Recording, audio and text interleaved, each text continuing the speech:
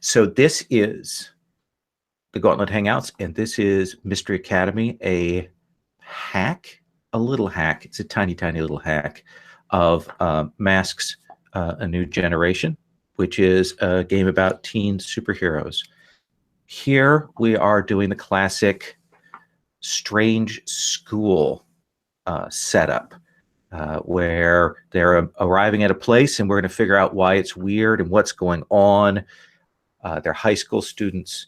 They're coming in with maybe a strange gift. We're going to play that out. We're going to talk before everything gets rolling too far about things we want to see or don't want to see, directions we want to take that, and we'll go through. And we have with us Sherry Stewart and Derek Grimm and Jason Cox and Matt Dowdy. So all solid players here. So very excited. Derek, have I played with you before? I don't really remember. We may have a while ago. Yeah, I don't think I have. Yeah, I don't think I have. Okay, well, this is cool. First time. Awesome. Let me talk about the pitch, the sort of cats walkthrough, and we'll talk briefly about the safety tools, and then I want to throw it to you four about directions, things you want to see or don't want to see. So right now, our pitch is that your students, high school students with a strange gift who have been sent to this weird school that's out somewhere. That's kind of isolated. You haven't heard about it before. Then there's strange goings on in this place that you have to figure out about. Our aim together is to together collaboratively create weirdness. I have some mysteries. I have some things to put out there, but I'm also going to take what you give me to build on that. And also a chance to give your characters time to breathe and interact with one another and interact with the scenery and chew the scenery and interact with the NPCs. That's what I want here. Tone. For tone, it should be a little threatening, but not dangerous. This is not necessarily a game where kids die. That's kind of off the table, but there's weirdness. Strange things could happen. Bad things are there. It's more of a threat is how I'm imagining that. And we can talk about the level that we want to do that. And we kind of know the subject matter. Subject matter is a weird version of a school. I keep saying high school because that's sort of how I'm imagining the age level.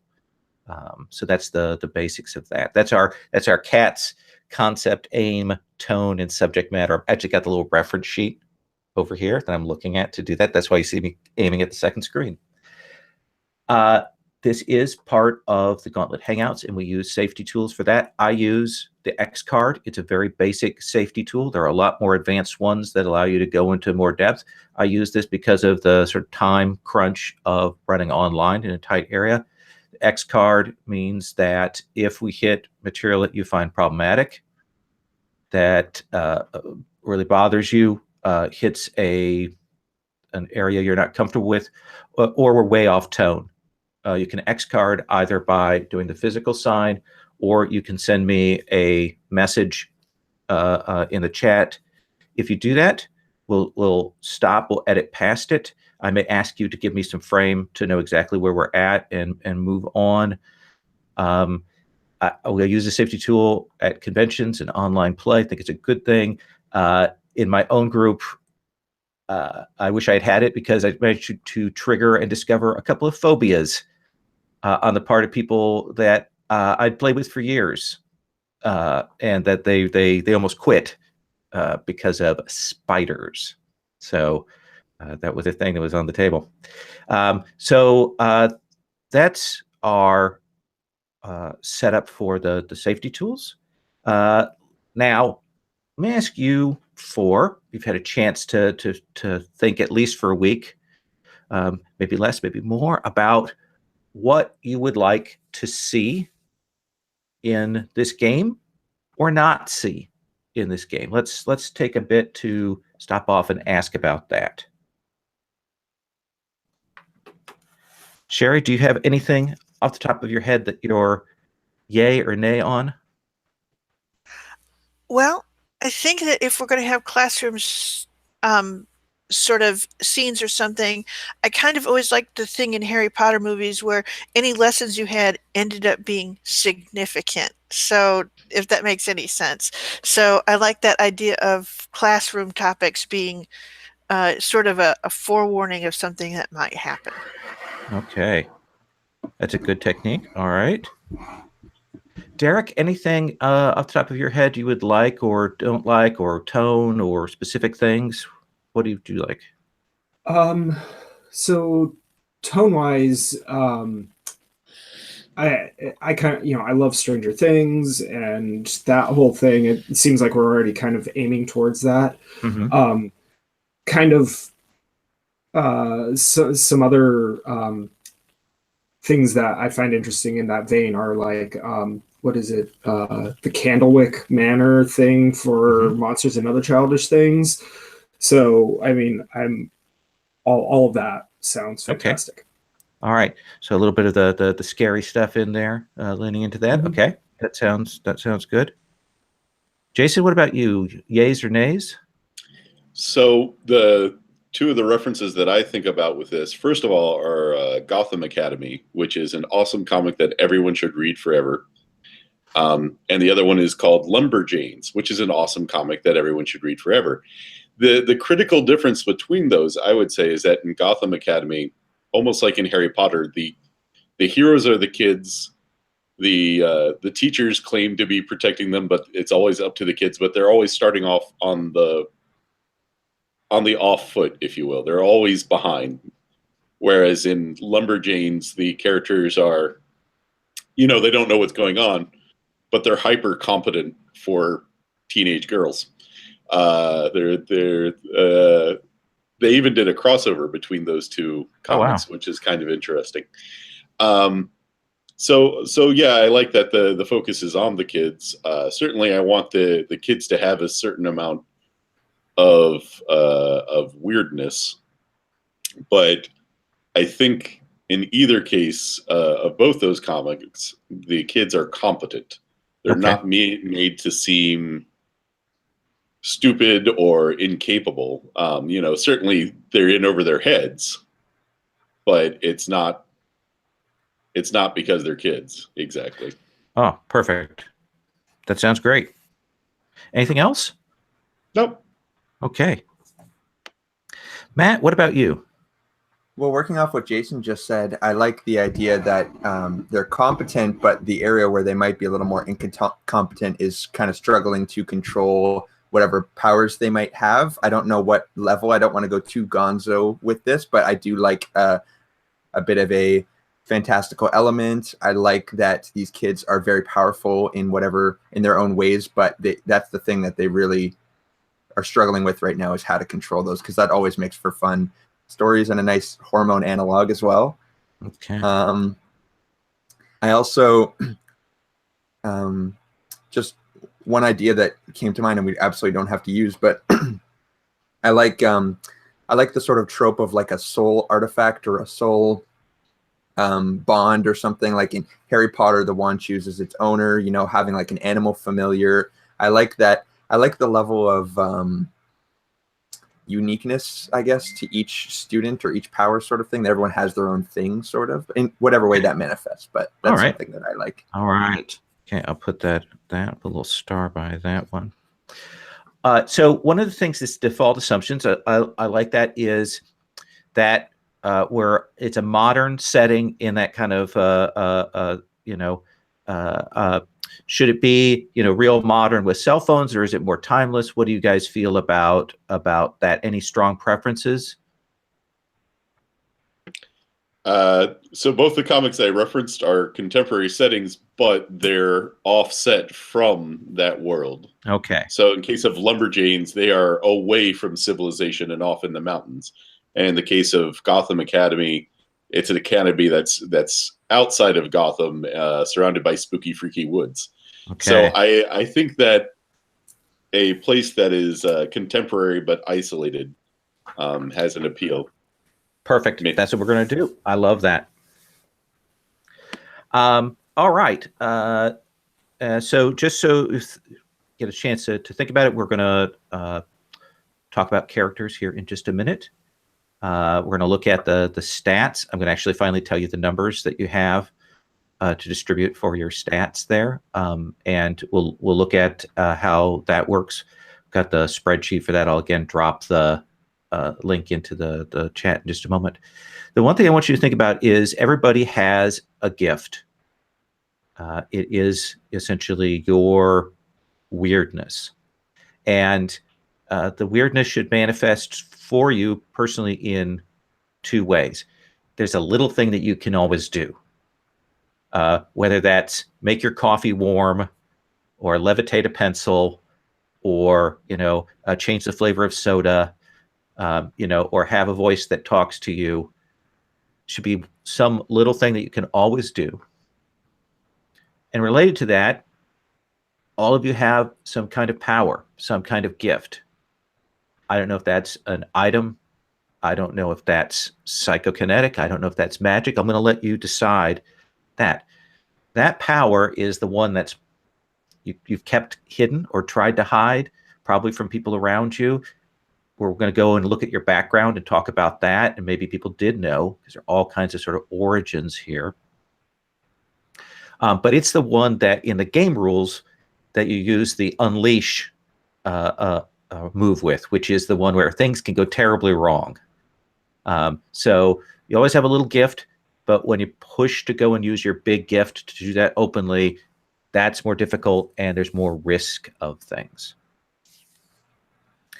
Now, in terms of your background, the idea here, the setup here is that you've lived your life away from that.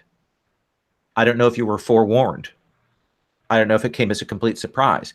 I don't know if you've been prepared all your life to go to this school, to go to this place. And so we're going to talk about, where you came from, what your background life was. We're going to do that character creation and do a bunch of questions on that. And at some point, we're actually going to name the school. So I don't just keep saying the school, but that's the craziness. So if you guys, let me grab the link here. Oh, it looks like everybody's already into the sheet. So again, basic moves on page 2. You'll see the basic moves for the game. These are based on masks. There are a couple of small changes there.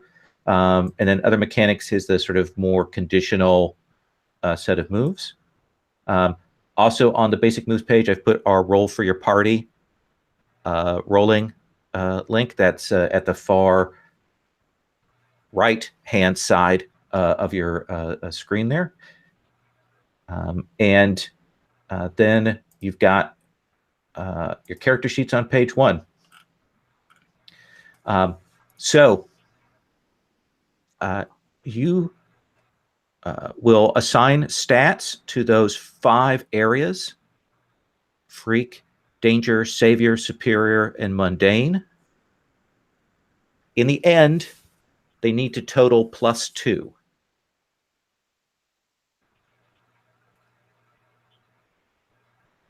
And the max that anything can be is a plus or a -2. So everybody can go ahead and grab a column there. At what point do you want to talk about backgrounds? Because honestly, that's going to affect a little bit on what I do here.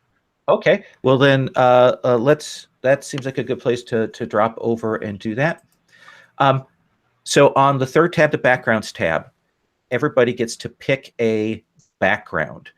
And I've put names on them and descriptors, but you can rework them as you want. Basically, these are a starting move that says something about where you came from. And Jason, you spoke up first. So have you looked at this and have you thought about maybe one of these that appeals to you? Honestly, the problem with that I've been having is that they're all too good. Okay. Basically, the bottom half of the sheet appeals to me. But to get things started, I could pick one and just roll with it, and we can go from there. I would probably take Protector at this point, unless someone else has a yearning for it, because honestly, I'm super flexible. But if no one else wants Protector, I will take that. Well, let's put a pin in that. So you're thinking protector. Does anyone else have a strong feeling about one of these that they dig? I would like to do Born to Strangeness because I came up with this crazy background story. So I'm thinking that would be awesome. That sounds. But I'll negotiate. Okay, I'm going to put a note on that. Matt, Derek, anything there? Oh, look at all the weirdness here. So much weirdness. I like the idea of scared, playing someone who's pretty in over their heads and maybe needs to be protected. That's a good fit. Okay. And I'm looking here.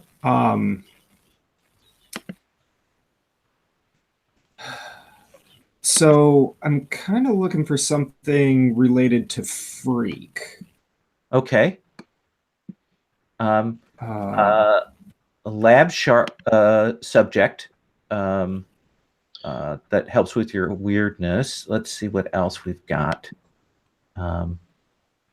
Foreigner, and that can be just a different culture or a kind of different society. That's another good one.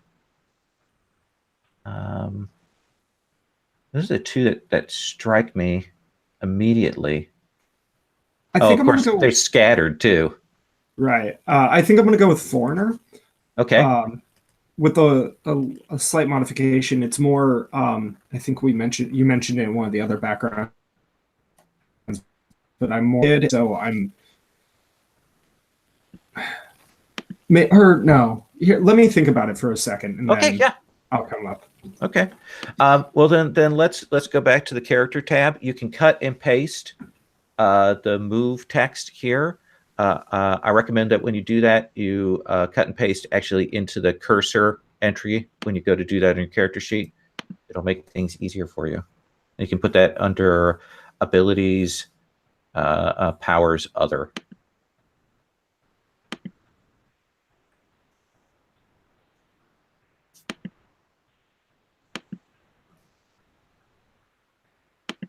You said the stats add up to 2, right? Should add up to a positive 2. All right.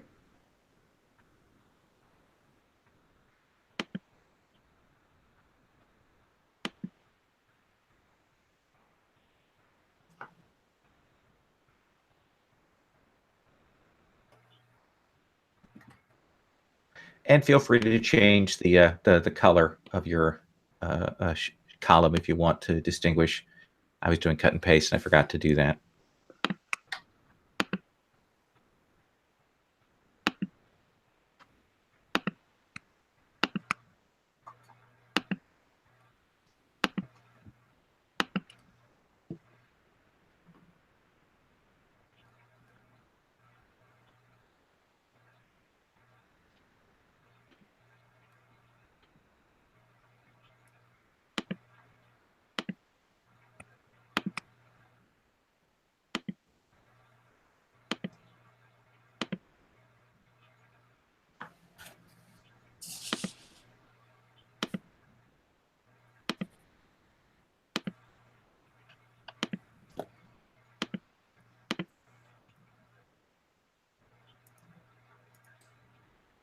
You said there's a place for the background in here somewhere? I'd just put it under the abilities, powers thing at the bottom, would be my guess. Whatever you say, boss. There we go.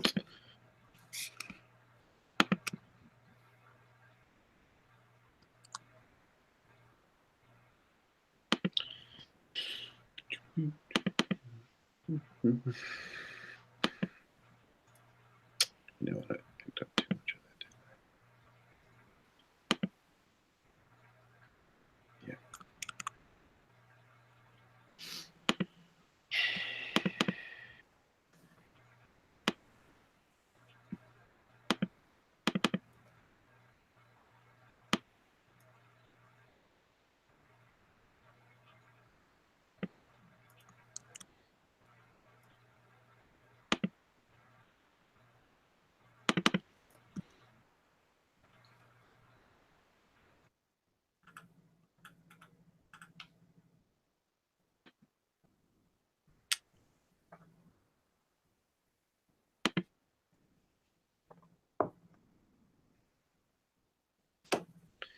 So I was watching one of the Gauntlet things recently. I don't even remember what it was, but Rich was playing, and he made a crack about being able to bend bars, lift gates. Yes, that's the Neo Shinobi Vendetta game. Yeah. So that was in my head for some reason. So what I'm doing is, my idea is someone who has ferrokinesis, power over metal, but only when he touches. So he can bend bars and lift gates, but it's not because he's super strong. It's because the metal bends when he touches it. Oh, I like that. And the bend bars, lift gates was kind of my low level version of the power, is what I was thinking. Like it looks like he's just kind of strong, but that is not the case. I don't know how Gonzo you want to go with that power. My thought was to build it up to the point where it was either that he could take metal and form it into some kind of armor, maybe just a shield even. But hence the pun on the name there, Sebastian Chevalier. Chevalier being a knight. Nice. So I like also, that. Maurice Chevalier, who's an awesome actor. Sure. So what are you imagining for the kind of the little thing that Sebastian can always do? Well, that's where I was, like, the bend bars, lift gates is where I started, but that's maybe an over the top thing in terms of it. I think that, let's say that he can always get, like, if a door has a metal lock for some reason, like he tries the handle and the door is always open. And that is because he is reforming the lock. That's perfect. Let's go ahead and have you write that down. All right. So I'll call it the door is always open. Mm-hmm.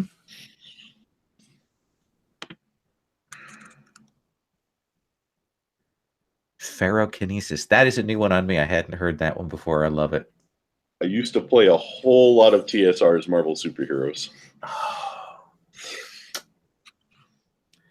From the Book of Ultimate Powers? Man, from all of them. Okay. It's superhero games. Let me tell you, we could sit and talk about them all night.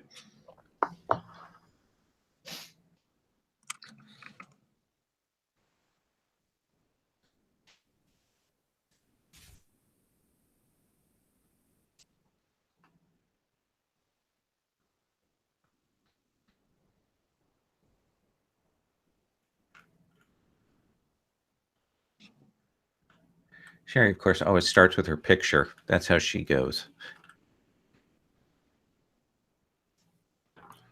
That's what I'm scrolling through Pinterest for right now, but maybe I should just get onto the sheet. Okay, so I'm thinking that, well, my character's name is Una. And so essentially the strange power that I'm thinking of is that when she plays the scales on her violin, that no one notices her because it's so drastically mundane and ordinary. It's just sort of like she becomes hard to notice. Okay. So if she stands still, is quiet when she's playing the violin, people won't notice her. It's not. It's specifically if she's doing like just practice things. Okay. So that seems like a good little power. Yep. What's the big thing then? If she feels something really strong and she plays music that echoes that emotion, she can kind of project that around her. Oh, interesting. I like that.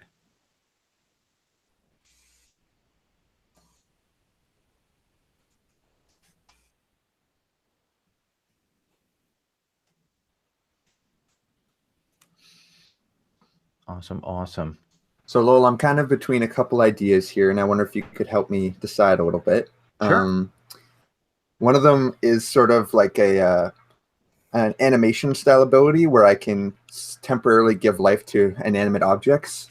Okay. And then one of them would be something more along the lines of like clairvoyance or precognition, or like the thing speak move, sort of, where like I gain little flashes of insight about a thing or a location or a person when I interact with it. And that would be something that, it would be a lot on you to kind of supply me with visions and fun little things like that. If that sounds interesting to you, I could go with that one. Otherwise, the other one sounds fun too. But yeah, psychometry is interesting. It'd be a thing where, I mean, again, with the little powers, it's just a little thing. You don't have to roll for it. So it'd be something where you get just a flash of something. I give you something obscure, and then you're imagining more powerful for the clairvoyance. Yeah, maybe, and maybe I definitely would like it to just be little subtle flashes, and maybe that's kind of why my character is scared all the time, because they're always kind of getting senses of things beyond their understanding, and maybe when I actually unleash the power, I can maybe even interact with those visions or gain a lot more insight that I can actually like use for my own benefit or something. Oh, I like that. Yeah, we can work with that. Okay, cool. I'll keep thinking about that.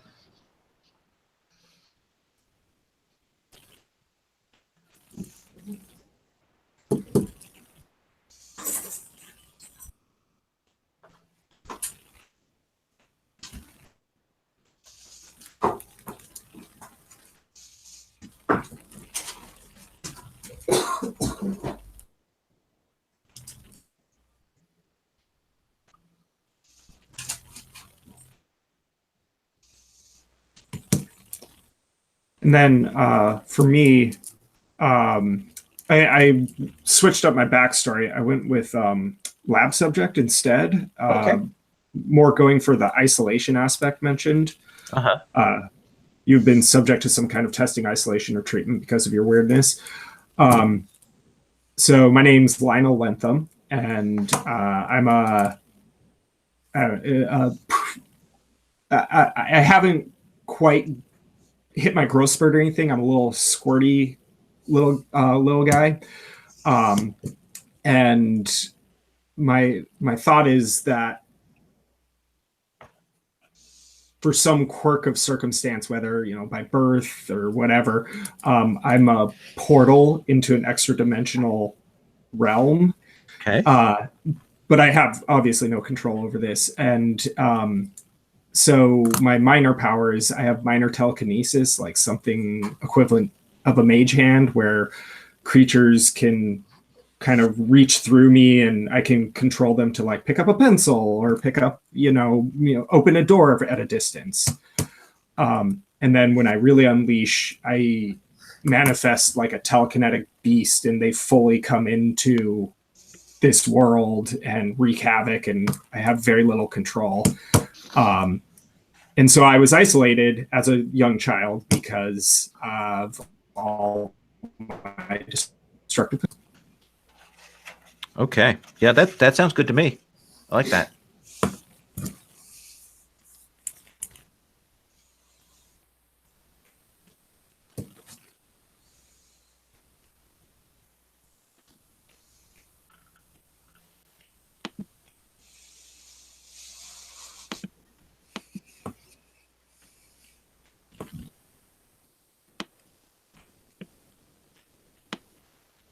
It's very weird. I stole this sheet from Rich. So he's got that thing where when you scroll down, the top two lines remain, which I have no idea how he did that. But it always weirds me out. It's a standard freeze rows in a spreadsheet. Okay. It's all magic to me.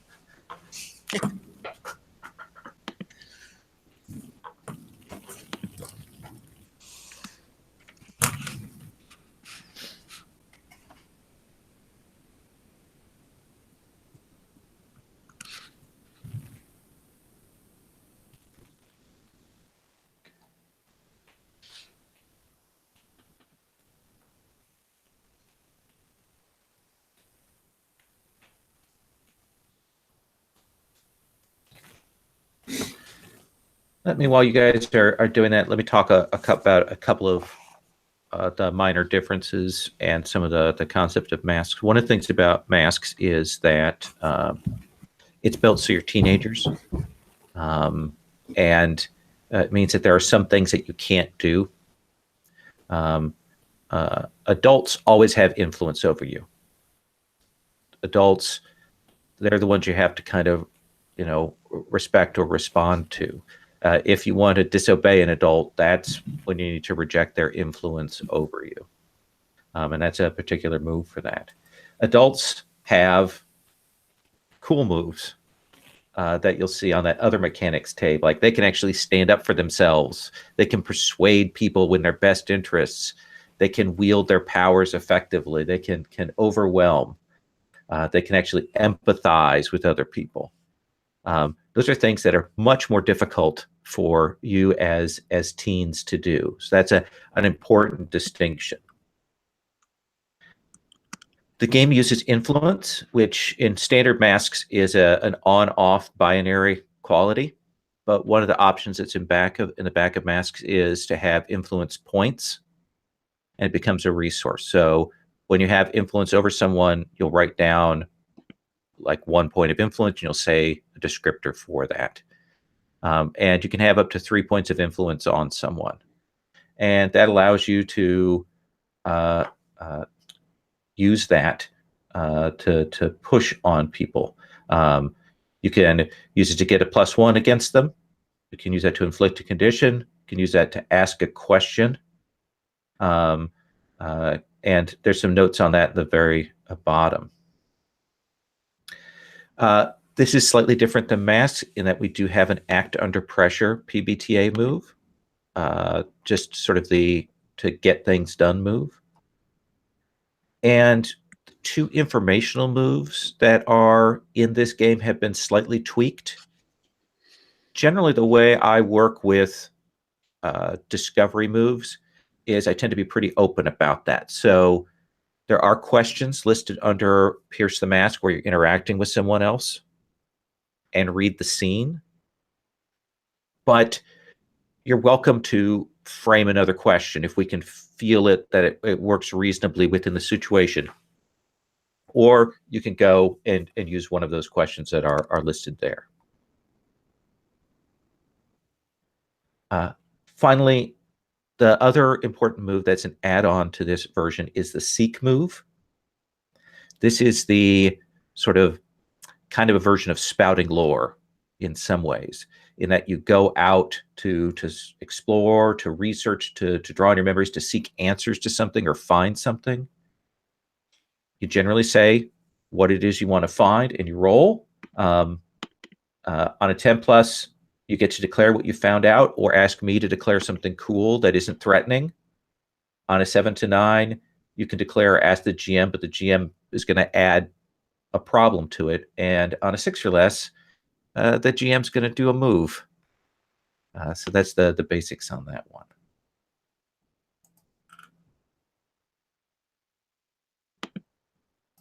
Sherry, you look like you're good on stats, right? Yep. 2. Born to Strangeness, minor ability. Okay. Next story.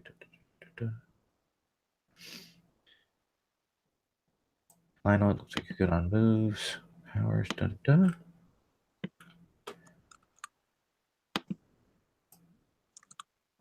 Matt, do you have a name? I just found a picture. Okay. But so yeah, just give me a second and the name Sure. will come with the picture. Awesome.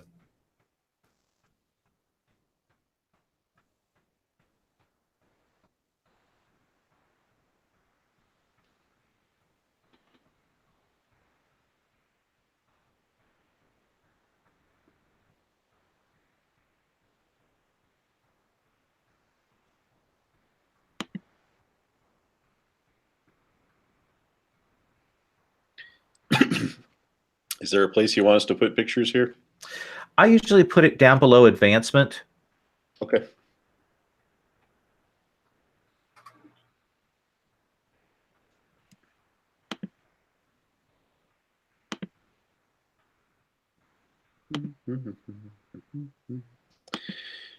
So I listed my major power as a combination of the bend bars, lift gates, and just reshape into shields, basically.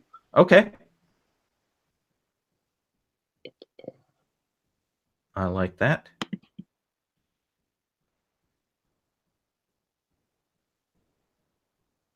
There we go.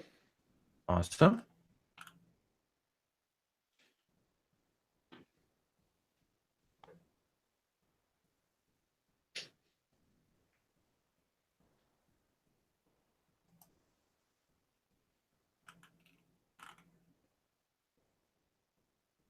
As an appropriately scared picture there, I see. Nervously looking to the side. A little unsettled. I'm pretty sure I went to high school with Sherry's character.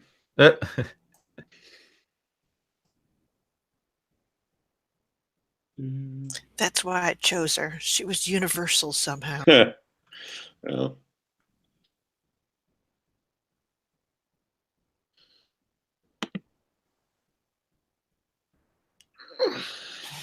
Okay.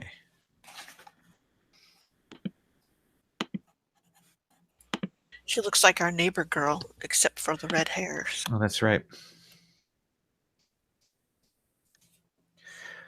All right. I'm going to start talking with you, sort of individually. Want to get some details. I'm going to ask some questions. We're going to talk out backstory things. I want to get a sense of this. I'm going to start. I started with Jason last time, so let's continue that trend of putting him on the spot right away. all right. So, Jason, tell us about Sebastian Chevalier. Sure. Sebastian looks like a 17-year-old African-American male with friendly eyes and an easy smile. He's got just your general clean, lower middle class clothes. I picture him as being a friendly guy who's always there for people. The kind of person that you refer to as a friend, even if you don't know him that well, because he's supportive, just generally good to people. As a tendency of this, there's a certain amount of stuffiness of not wanting to get in trouble. Not that he's gonna, rat people out or anything, but that he is concerned for them. And it also means he's busy enough supporting other people and wanting to make sure everyone's okay that sometimes he doesn't pay as much attention to himself or, his immediate surroundings as he maybe should. Yeah. Siblings? Let's go with no. Okay. Yeah. He was well connected in the last school that he was at, though. Okay. Yeah. Private school, public school? Public school. Public school.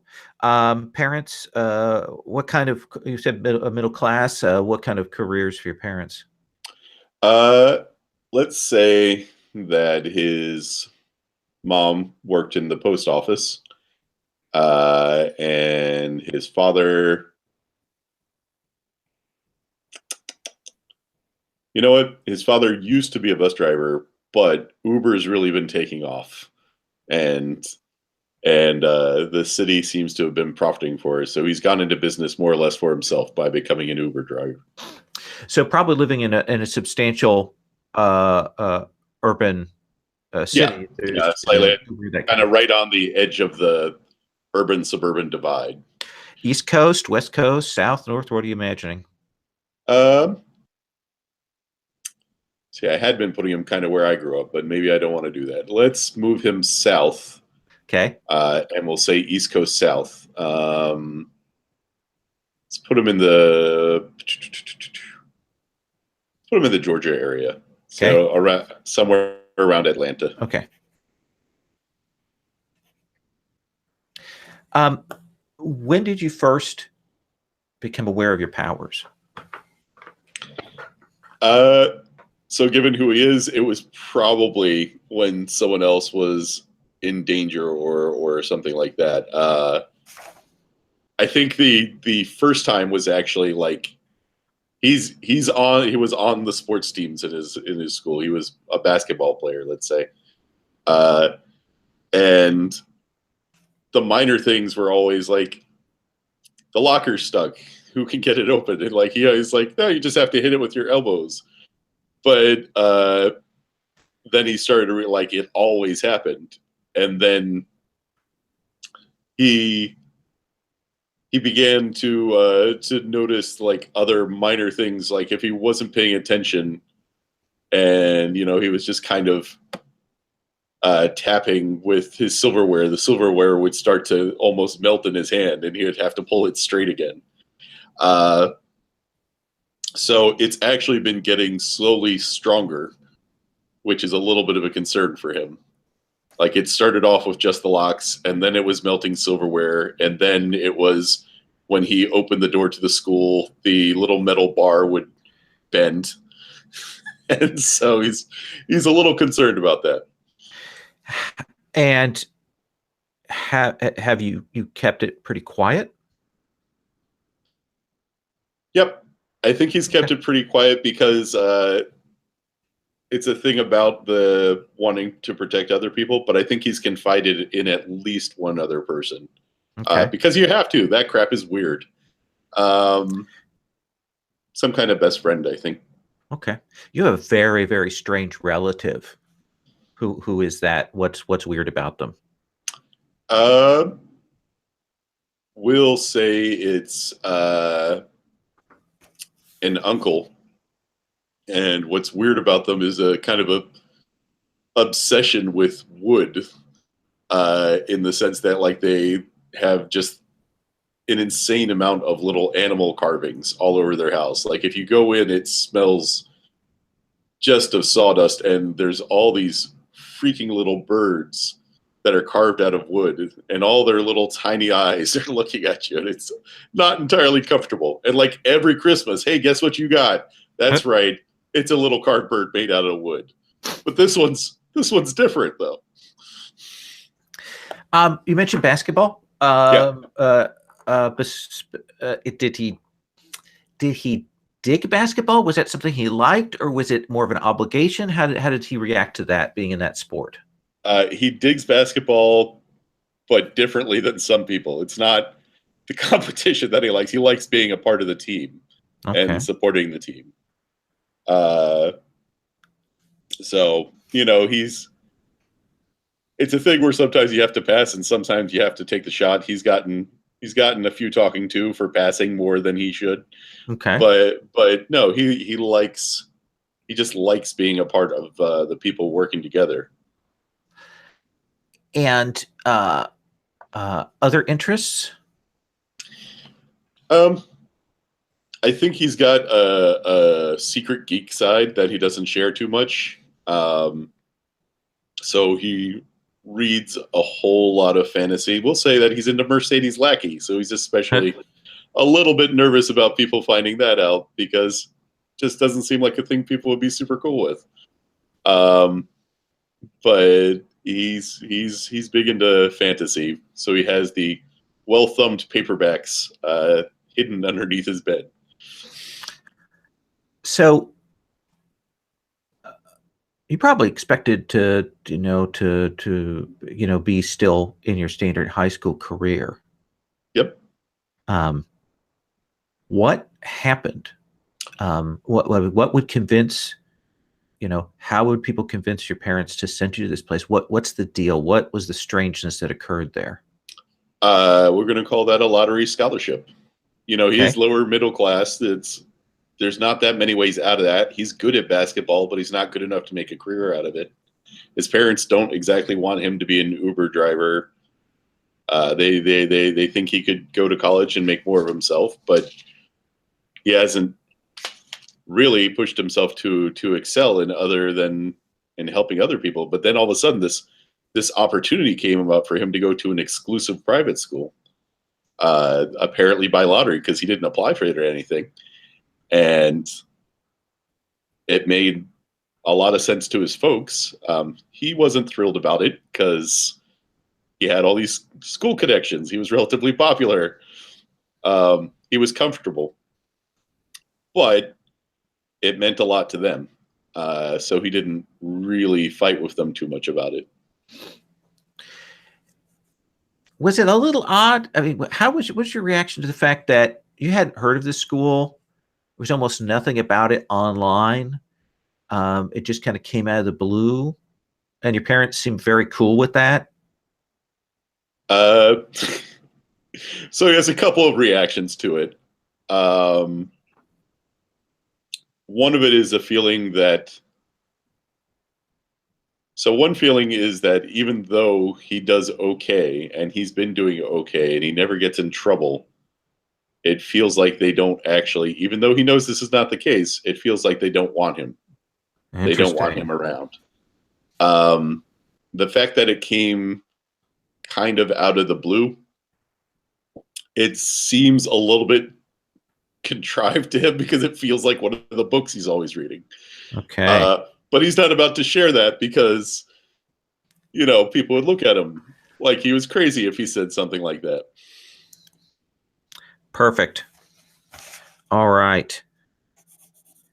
I appreciate that. Thank you, Jason. Anything else you want to tell us that has occurred to you in the course of that? I think just as a general thing, like, I want him to have confided in someone. Okay. And if that person's another character, that's fine. Or if they've got a connection to another character, that's fine.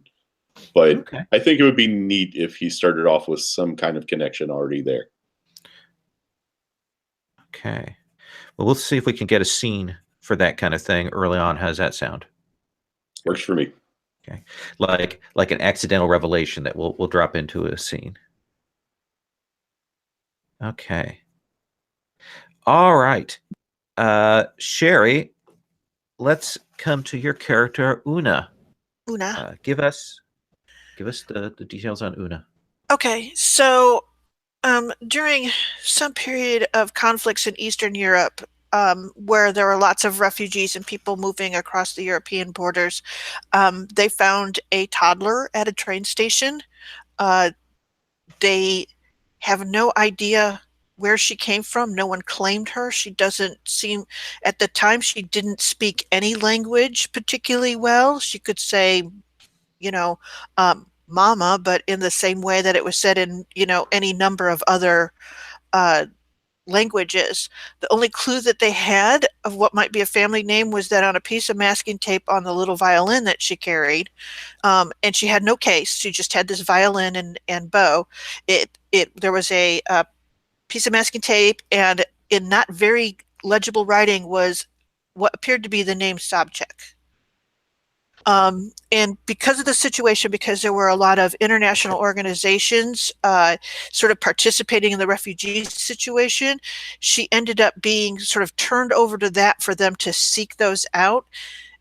And that started sort of a weird lifetime of her being transferred between these international charity organizations and essentially like living in whatever programs they had, or going home with administrators for the holidays or stuff, but they never found anything or actually settled her into any country's foster system or even put her up for adoption. They just kind of kept moving her around, and she never questioned that, but that was just sort of what her life was like. And what is her most recent sort of experience? Where she stayed most recently? Well, she was staying in Belgium with essentially a very sort of, I don't know, I want to say sort of one of those big in charity. Some of the people make quite a bit of money because they organize the charities and stuff like that. Oh yeah. And so she was in a pet program for essentially talented youth from across Europe for, essentially this concert symphony. It was supposed to be like a good thing. Of course, everyone else had parents except for her, and she was just going around that. But during the holidays and in between, she stayed at the house of this person who had made a lot of money organizing this situation. I mean, who was paid very well to keep this organized and moving around Europe. So they had multiple sessions of this with different kids, but you kind of stayed for each one? Exactly. And Okay. so it was just this kind of thing. And it was usually like mostly paid for by the parents so that they could say that their child had, toured with the International Children's Symphony and all of those sorts of things. So she was just perpetually in that. Not that she has she's always been staying with these sort of beneficent adults who seem to be attached to these things, these programs, these ideas, these things, and so she's kind of blandly okay with it, if that makes any sense. Blandly okay. Any friends, like close friends, connections, pen pals? I would say that the closest that she comes to that is that about 3 years ago, there was one particularly enthusiastic volunteer, an American one. We'll name him Josh. Let's see, Josh Tenenberg. Okay, and he was a volunteer, and he was the first one who actually talked to her and looked at her when he was talking to her and asked questions and was interested. And even though she didn't have any answers that were particularly interesting as far as she could tell, she was sort of really taken up with that, and so that's sort of her pen pal. Oh, interesting. Now. Interesting. There's always been a shadow behind you, always been something following you, always been something that you've worried about. What is that? That she sees the name Sobchak now and again, but it's in weird places, in things that make her uncomfortable, like the names of suspects in a bombing from 30 years ago, or someone associated with a mysterious disappearance, and it shows up in news clippings. It shows up in on the internet under do you have any information kind of thing. Has she been to America before? Yes, she spent her life from age 5 to 8 in America, moving through essentially different parts of the charity industry, shall we say. Okay. Charity industry. Okay. I like that. She plays the violin. Is Yes. there anything else that is okay, this is the other thing that she does or knows? Well, one of the things, though she's never mentioned it, is it's the same violin that she had when she was a toddler. And okay, so this thing has fit her the entire time. No one's ever thought to replace her violin because they've never needed to. But it's changed in size. And that was actually Josh pointed that out, that you used to be able to play that when you were a toddler, and she said yes, but then it occurred to her that it's always fit her exactly the way that it does now. Oh.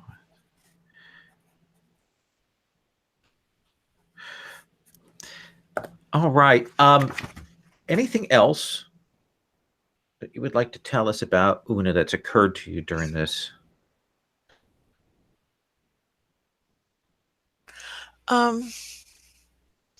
Everything about her life is like a hand-me-down from rich, distracted people.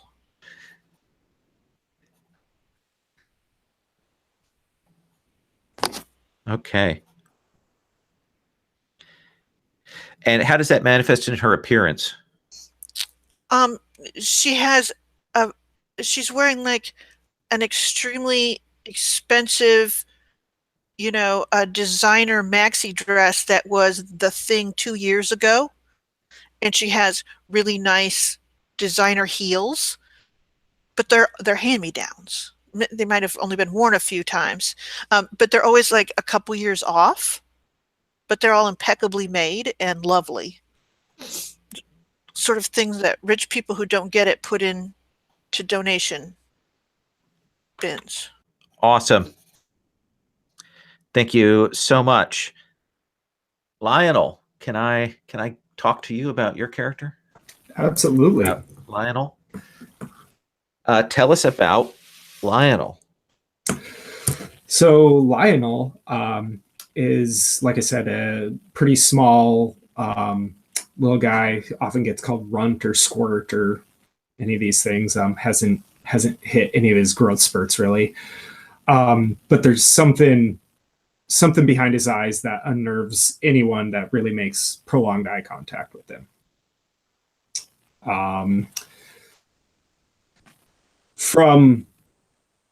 As long as he can remember, he has been subject to weird things happening. He knows that weirdness kind of follows him around, and actually his parents have homeschooled him and kept him isolated on their farm out in rural Kansas. No, Nebraska. Rural Nebraska. Just away from anyone or anything. And so he doesn't really know much of, he's pretty innocent of the world. And yeah, that's pretty much it. So you've been isolated all your life there. Is your sense that that something happened, that something occurred that made your parents decide that, or did they know all your life that they had to keep you isolated? Well, I think it's both. I think something happened when I was very, very young. Like I said, all my entire life, I knew something. I get the sense that something's always following me. Something's like physically always behind me, but whenever I turn around, nothing's there, and I've just gotten used to it.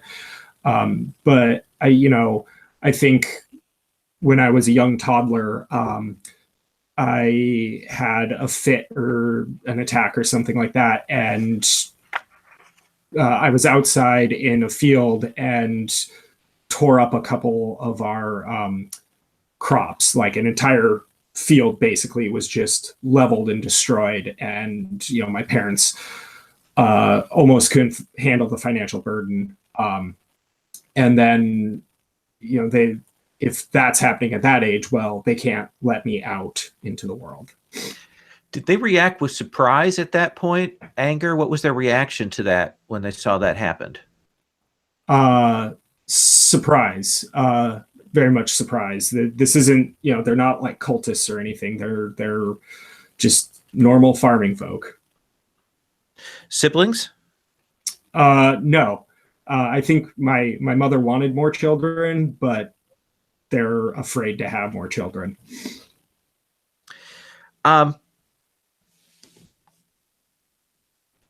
So, what is the thing that would convince your parents to send you to a place like this? I think the administration reached out to them and said, hey, we have a place for your child. And my parents were very reticent at first, but they were convinced to come out and visit and kind of tour the facilities and those kind of things. And they finally came to believe that, hey, this place can actually handle our child. What was your reaction when they came back from that trip and you asked them about the school to describe it, and they were very much, oh, it's a nice place. They just kind of, but they couldn't give you any specifics, and they didn't think that was weird. I don't think I really noticed the lack of specifics. I think I'm just really excited to get out of the living room homeschool area and meet new people and actually have interactions with people. I haven't stopped talking about it since they came back and said, hey, we're going to send you to this place. About a year ago, something very, very strange happened to you, not originating from your own powers, but something else. What was that? Okay. We went into town to pick up some supplies. Just basic, pesticide or something that we needed, fertilizer. And while we were at the farming supply store, I think, what did I see?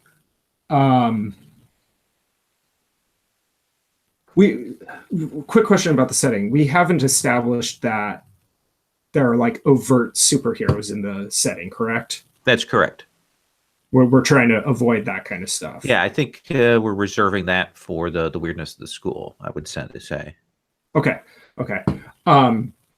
So in that case, that being said, overt. Yeah, overt. Like, okay. I'm talking someone with cape and masks and, yeah. I think I was looking outside and I saw someone crossing, jaywalking and not paying attention to the traffic, and a car hit them, but the car bent around the person, and the person was shocked and ran away, was completely fine. And this car was, going 35, 40 miles an hour. What was your reaction when the person who got hit looked and made eye contact with you? You realized that he had been coming for you, but all of this, he had to leave then because something weird that they, drawn too much attention. Right. First I was shocked seeing this thing happen right in front of me. But then it was confusion, I guess, and fear, because like you said, he made direct eye contact with me, and I could just see the intent in his eyes that he was coming for me. And as soon as he saw me notice him, that's when he took off. Awesome. So he knows he's going to this new school. He's going to be interacting with new people. What has he done? What has he prepared? What has he thought about to be the thing that he can do? Has he learned to juggle? Has he studied something? What's the thing he's got? Okay, this is going to make me, awesome. So, that's a really good question. Or even a hobby that he really loves and he's so excited to talk to somebody about. Right. He's a photographer, and he is really excited about the opportunities to have a photography club, or, just even friends who are into it. But all of his equipment is super out of date. Everyone is working with, digital cameras, and I definitely have an old film camera, and the school might not even have a dark room, and so I have to make my own. I love that. That's awesome. Anything else that's occurred to you about Lionel while we've been talking about this? I think the big thing is, yes, he's been a loner for his whole life, but he's not a lone wolf. Now he's pendulum swinging the other direction, and he wants to meet everyone and talk their ears off, and just he's a big talker. Awesome. That is great. Thank you so much. Calvin Dubois. Please. So Lowell, I'm switching up on you. I've changed my name. Dubois. Nope. Apparently that didn't update for some reason. I'm actually going with Theodore, or Theo, as people would call me. I think it's has a nice ring to it. Okay. So Theo. Is it still Dubois? Yes, it is. Okay. Or as I used to call it when I was a kid, Dubois.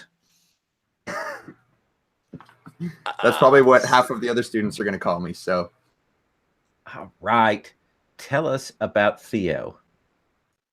So, Theo is from France, actually. So he's from overseas as well.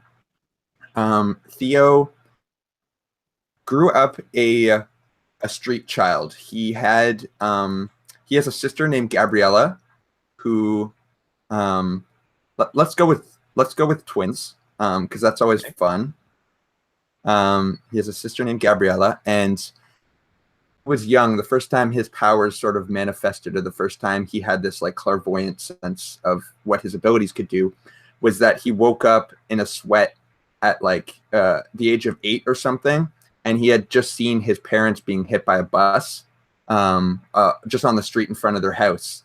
And he shot up out of his bed thinking it was a dream and rushed to find them, and they weren't home, and then went into the main room, and his sister had been staring out of the window, and his parents actually had been hit by a bus down on the street.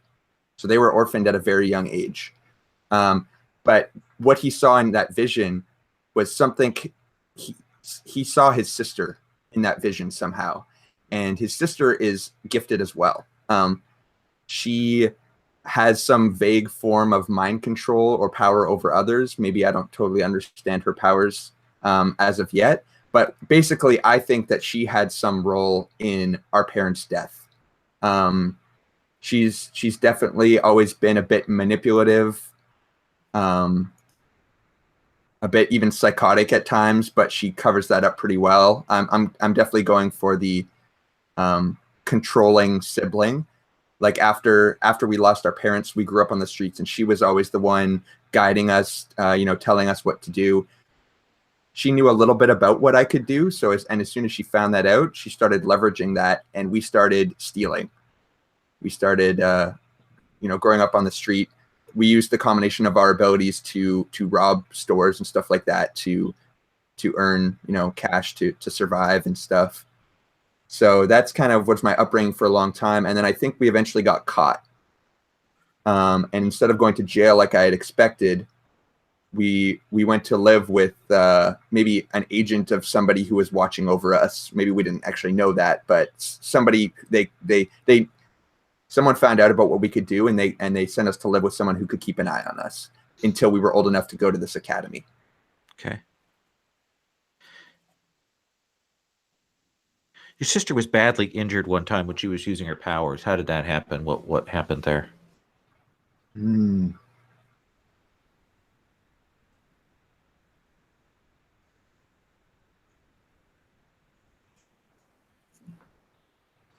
I think that she had been. I think that we were trying to. This was one of the bigger jobs that we had pulled, and there was security on guard. It was at maybe like a jewelry store or something like that, or maybe even like a warehouse. Like maybe this was like a planned job. And in attempting to sneak in, a security guard kind of caught us. And normally she does her mind control more subtly, so she'll like convince patrols to kind of walk off in a different direction so we can sneak by. But this time she had the full attention of the guy, and she went into his brain and tried to just wrest control of him. And in doing that, he actually, she tweaked the wrong thing in his brain, and she ended up getting shot, and maybe in the leg or something like that. And we had to run. I had to carry her out basically. And we were almost caught that time. So leg shot, but that wound has probably stayed with her because it didn't heal properly, living on the street, that kind of thing. So she's got that. What was her reaction to that whole situation going like that? Did she, feel guilt to you about having put you in that situation? Was she just angry about the thing? Did she put some blame on you? How did that all roll out? I think she didn't make it obvious to me, but I do think she blamed me because, like, why couldn't I have seen that coming? Like, it was my fault for, stumbling into that hallway and having, because she thinks that I can kind of just turn my powers on and, see all of the, details about any job that we're going to pull, but it's very hit and miss for me. And a lot of the time I miss things. So, but she doesn't understand that. She just expects me to be in total control like she thinks she is. What is the worst sort of recurring vision that you have? What is the thing that you keep seeing?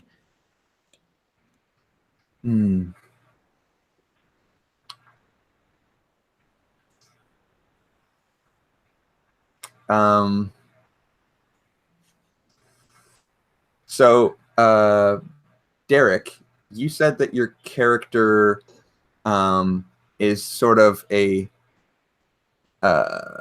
what's his major power, Lionel?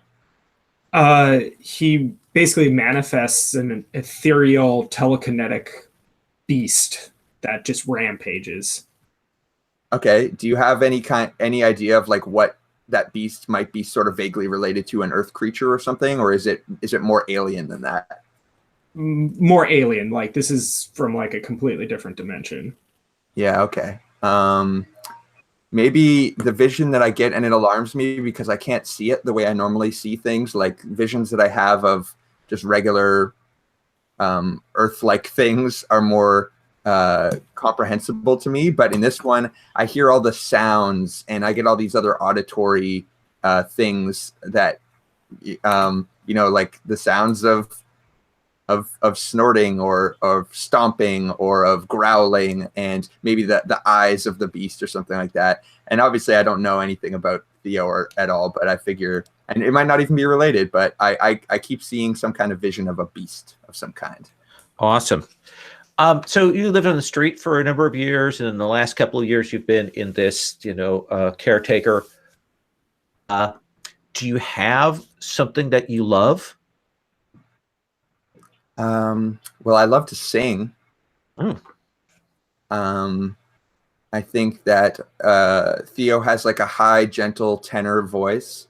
And maybe that's one of the things that I've still hung on to, is all the songs that my mother used to sing to me. Maybe she was like a trained classical vocalist, sort of. And I have memories of going to her performances and watching her and like practicing with her, maybe in the other room, just humming under my breath while I hear her sing.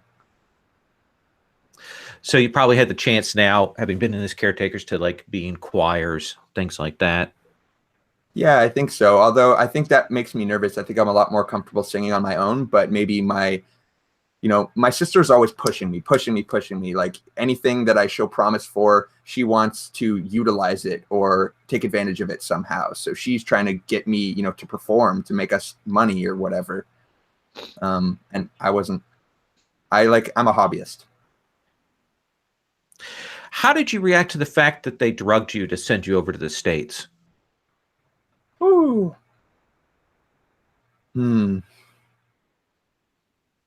I think it was terrifying, because normally I have this kind of extended sense of things around me and what's going to happen. And I don't have control of it, but I'm so used to that always being present.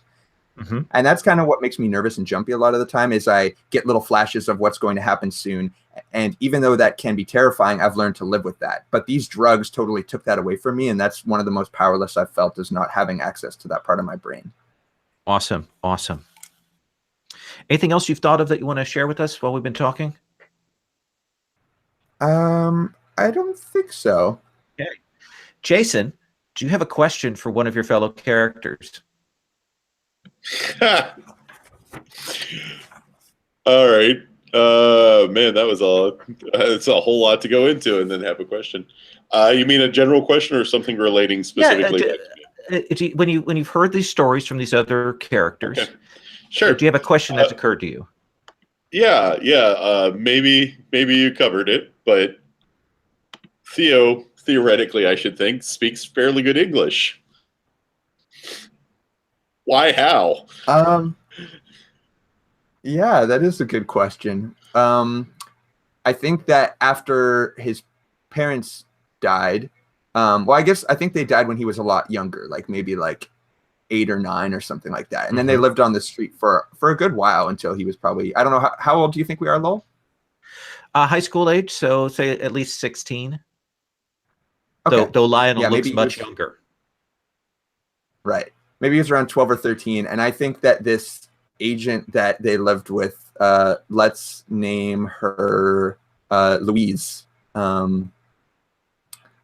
And I think she was kind of responsible for prepping them for this school. So she had kind of, it was almost like an advanced form of homeschooling, and we didn't really understand why it was happening, but it was.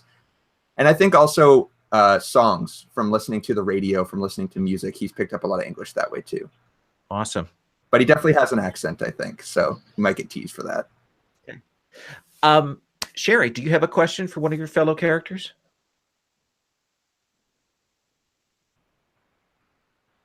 Let's see here. That's a good question. Do I have a question? I must have a question. The answer is yes, and then Yes, stop. I have a question. I think for Lionel,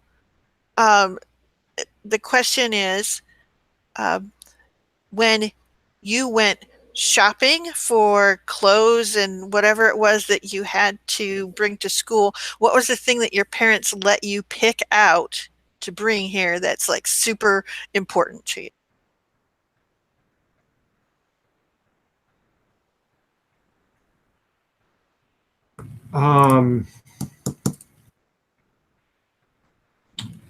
What did they have me bring that's super important to me? I think it's the baseball glove that I used to play catch with my dad with. And it's kind of like a security blanket. Like, it's always on me. It's in my backpack, or I have it on, like, just something. And I'm not good at baseball, but I always have it. So maybe your parents said, "Oh, we can buy you a new glove," and you were like, Yeah. "Awesome, awesome." Derek, do you have a question for one of your fellow characters? Yes. Yeah. Sebastian, who do you like in class? That is a good question. We're going to say that Sebastian, let's see.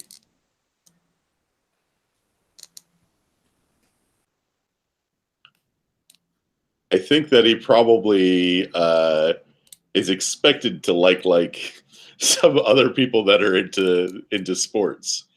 But secretly, he's kind of into the nerdy goth girl in the back of the class. Whose name we will say is Sylvia. Of course.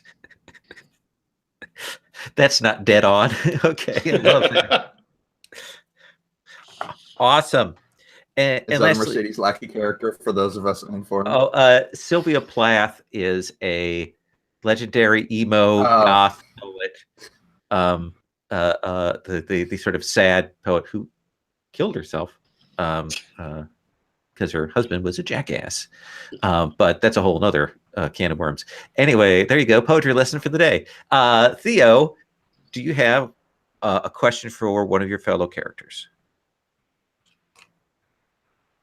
I do. Sherry, I'd like you, if you could tell me just a little more about your emotion projection, the unleash ability. Like, are you playing music when that happens, or? Absolutely. Essentially, it's like she plays a soundtrack for the scene, and no one can help but kind of go along with it. I mean, if all goes as expected. That's great. Right.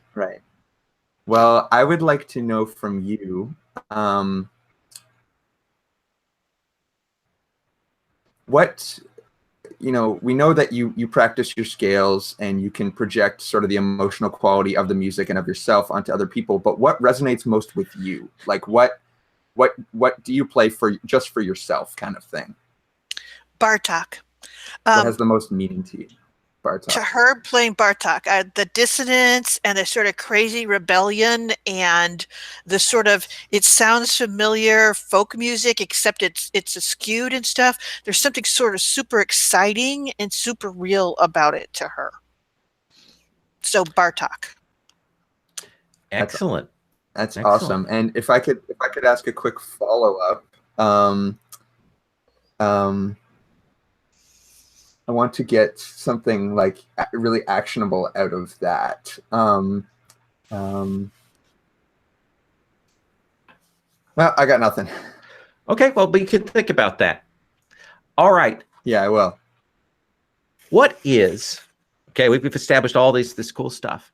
Now I'm going to ask you a question. This is I'm going to do something that Rich says not to do, but I need to do this now. The four of you, you're very clever, smart player people. What is the name of the school?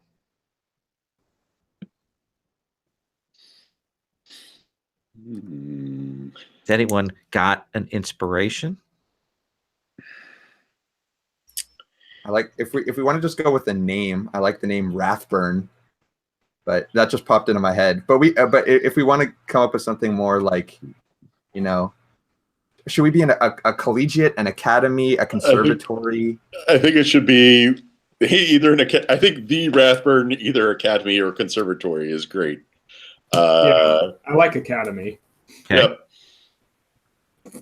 All right, the Rathburn Academy. Should it be like for the psionically abled, or Well, that would won't say that. That's a little on the nose. We could do Rathburn's Academy for gifted individuals. That works. If we want to make it really X-File or X-Mini. The Rathburn Academy for gifted individuals. Right. Yep. Why wouldn't we? Let's do that. Yep. All right. We're going to take 5. And when we come back, I'm going to talk about arrivals and first days and all of that kind of stuff. So we're going to take 5 now.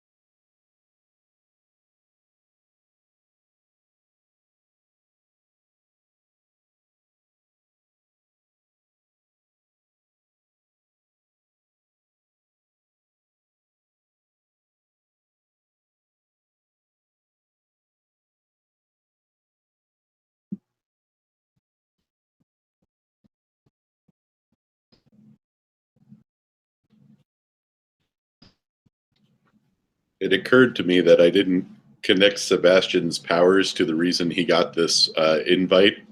And I'm like, you know what? I don't think Sebastian connected that either, because he didn't tell anyone, and he knows his friend didn't tell anyone. He's been real careful, so there's no reason that that should have happened. I dig it.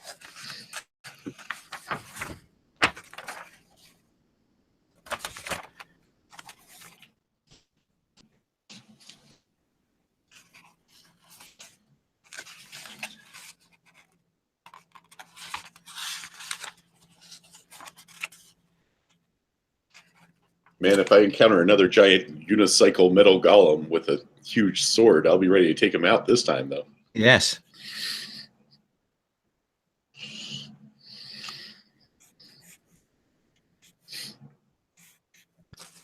It's actually funny. You've named your character Sebastian, and I'm playing in a game where there's a Sebastian character, but he's a giant panda. So that always hits in my head when you say that now. Nice.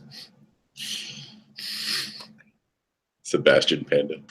I took the wrong power set. I should have been a giant panda.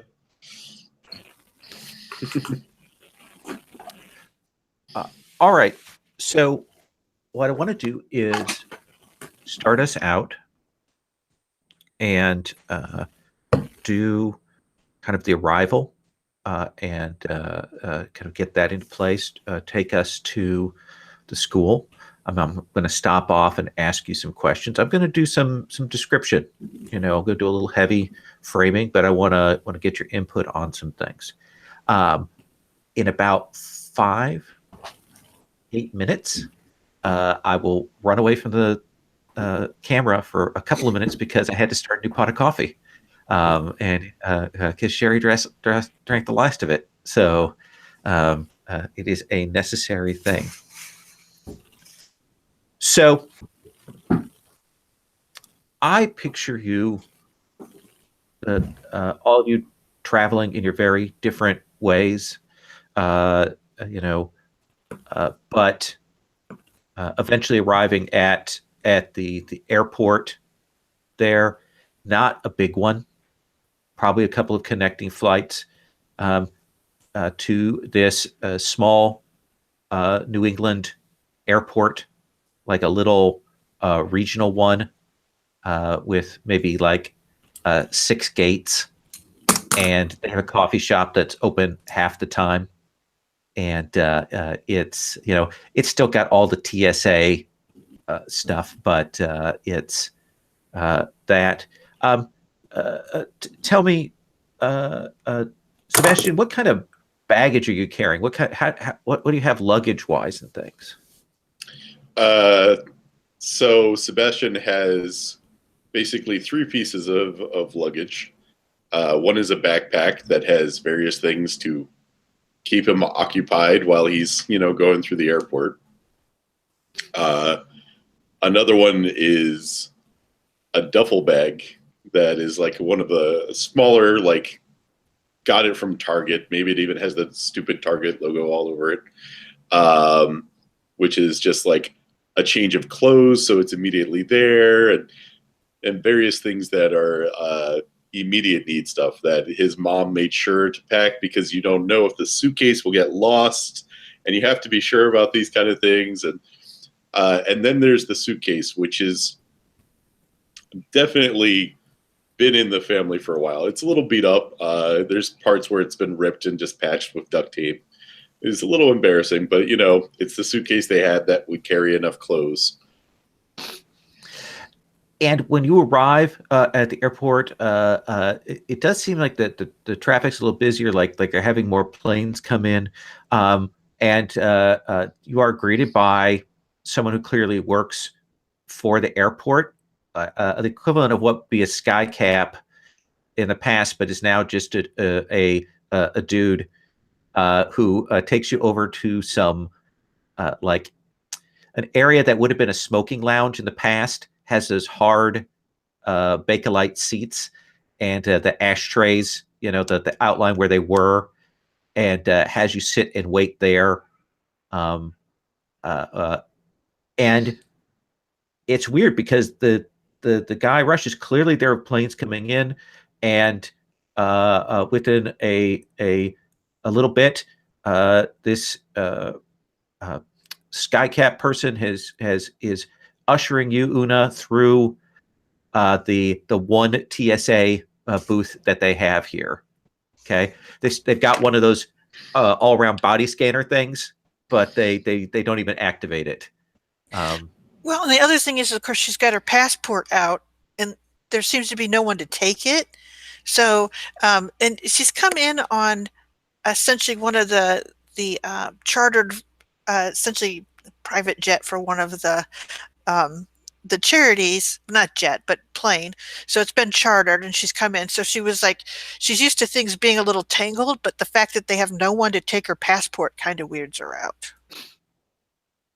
And the person who's there is this guy cap kind of goes, yeah, I could just why don't you come on in and we'll get just settled into the thing where we'll get somebody to do all the stamping and stuff, and that moves you over. Clearly wants to get you off his hands, and drops you there by Sebastian on these chairs. And he has a bunch of luggage too? Yes. All right. So she has like a big, traveled, bag, of course. She has a backpack, but she's also just carrying her violin out with her bow. So she sort of pulls up and she puts all this stuff there and she goes, Are you here for the academy as well? Yeah. It's kind of exciting, right? I mean, the airport is not great, but traveling is cool. How you doing? I'm Sebastian. And she goes, I am Una Sobchak, but they call me Doot. Doot. Awesome. It is good to meet you, Sebastian. And she'll sit down next to you very politely. Sebastian totally continues to make small talk while other characters arrive. And so Lionel, when you arrive, they've actually sent a stewardess with you. They sent her down because they seem to think that you're, 10 or 12, and that you need to be accompanied by some sort of guardian. So they will do that. And how do you feel about that? I mean, this is my first time flying. This is my first trip to. My parents had to drive to Omaha so that I could fly out of Omaha to come here. It's my first time in a big city. I think that this is a massive, beautiful structure. This airport is incredible and mind-blowing. And I'm just talking her ear off. I have no idea that this is a slight against me. And she'll walk and she sees this sort of rumpled guy who's kind of got the uniform of the airport on, who comes and he looks over his little list and he checks it and he goes, are you here for the academy? Yeah. Rathborns. I can't wait. Are you going to take us there? When can we go? Oh, okay. He seems confused, like maybe you look a little young. He says, just follow me. And he sends the stewardess off and walks you over where you'll see these two people. One is sort of exotic, beautifully dressed, has that sort of ethereal look of someone who's been in Europe, and then a black person, which may not be something that you've dealt with a lot in Nebraska. So this is all very, very new to you. I immediately rush up. Hi, I'm Lionel. You must be here for the academy too. How are you guys? Where do you come from? so hey, Lionel, I'm Sebastian. I'm from down around Atlanta, and this is Doot. It is good to meet you. Hi. She's very polite. And I'll continue just rambling on and on and on. Must be a prodigy to be here so young. Well, I mean, I've been homeschooled, so I'm right. I passed all the tests that I needed to, and I'm right where I should be. There were tests? Yeah, for homeschooling, you have to make sure you meet the minimum requirements. Oh, right, for homeschool, right? Okay. And it's a good maybe half hour that passes sort of awkwardly between the three of you before this plane comes down and lands. Only 3 people get off the plane. Looks like a guy who's sort of the stewardess. And he has 2 young people with him. And it's a boy and a girl. They look like they're twins. The girl looks freaking angry. And this gentleman walks them in. What kind of baggage do you suppose you have there? Probably not much, although I think that we still have some money saved away from when we were pulling off some of those bigger jobs, and maybe they didn't take away from us. So I imagine that even though we were street children, at this point we're dressed fairly nicely. Like Theo has a nice thick long black coat on. I posted a picture of Gabriella in the NPCs section. She's got very dark red lipstick, always pursed, kind of in a like Lowell said, she's definitely looking a little angry and a little haughty for sure. So not a lot, but what we have is nice stuff. And this stewardess gentleman will walk you over, talks to the skycap briefly. Skycap guy points to where the other 3 are. And the stewardess, who has really not talked to you besides asking you if you want beverages throughout the flight, walks you over to there, and you'll see these 2 vaguely sullen. Well, at least the young woman is. But what's your expression? I have a lot of nervous energy. And I'm looking over often to Gabriella for sort of the lead, even though she doesn't necessarily always take the lead. Sometimes she'll put me on the spot just for fun to watch me and see how I flail around a little bit. But I'm looking around everywhere, taking in the sights, and she's much more calm and collected. Well, when I see an angry female, I think that she will start playing scales, though. Just to make sure it doesn't come after her. Okay. So you kind of fade into the backdrop there. Although I think if I hear her starting to play, I do have some of a musical background too, and I might immediately if you want to cut, go. We can have the scene. Well, later, I assume you'll hear it, and then you kind of won't hear it. You thought somebody started to play music, and then it's not.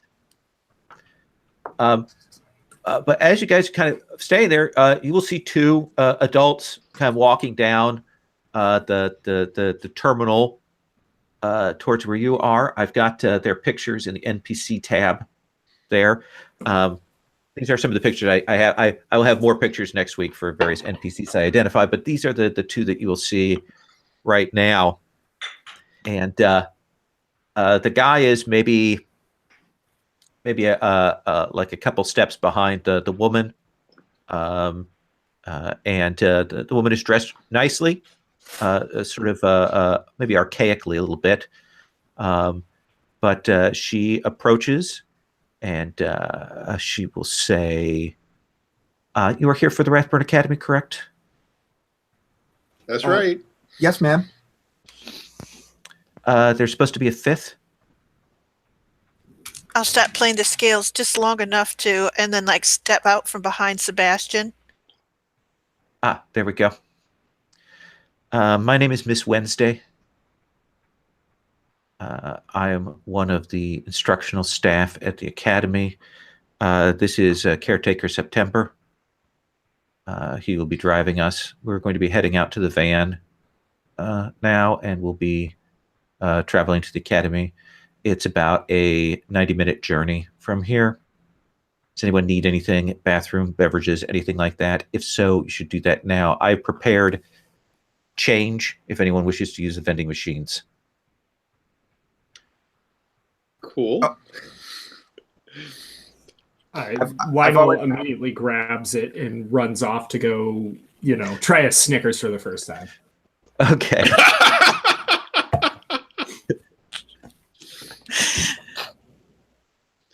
Yeah, I will also take some money to go pick something out in case I need, rations later. Right. And this is a downscale airport, vending machine. So it's like lots of Bit of honey and trail mix packets and things like that in there. RC Cola in the soda machine, that kind of thing. But Miss Wednesday kind of watches and waits and then kind of moves you along. September has this kind of sullen look, but kind of keeps himself, an eye on all of you to make sure nobody wanders off too far away from the vending machines. We don't have to show it on screen, but I think that Theo would maybe strike up a bit of an awkward conversation because he's never tried a lot of American candy either. So him and Lionel are just like, eyes wide, looking through the vending machine, like Mars, like Skittle, what is this? And just like, I'll give you a bite if I can have a bite of yours, like that kind of stuff.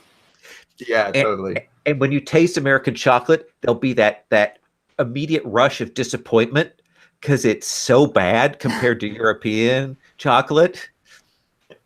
And I think I just chew for a bit. It's sweet. Mm-hmm.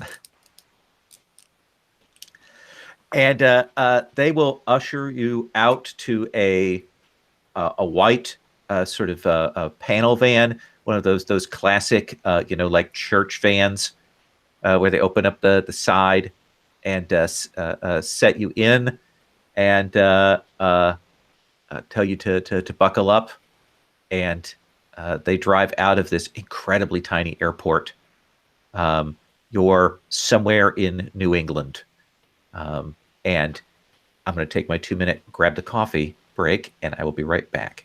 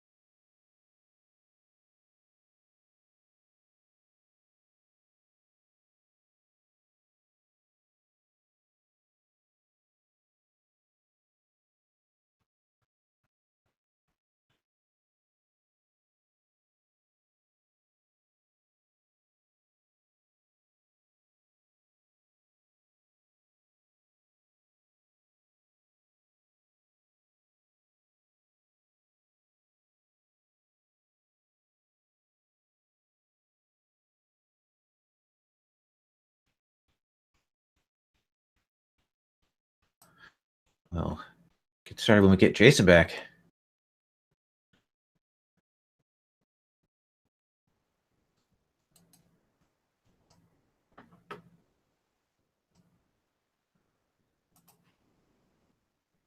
Thank you all, by the way, for indulging my addiction. We all have our vices, friend. Yes. And coffee is a understandable one. It is a reasonable one, as I like to think. Just so reasonable. Yes. Jason, Yep. you back? Okay. Yeah, I don't know what that was, so I'm sorry that my computer decided to end all things.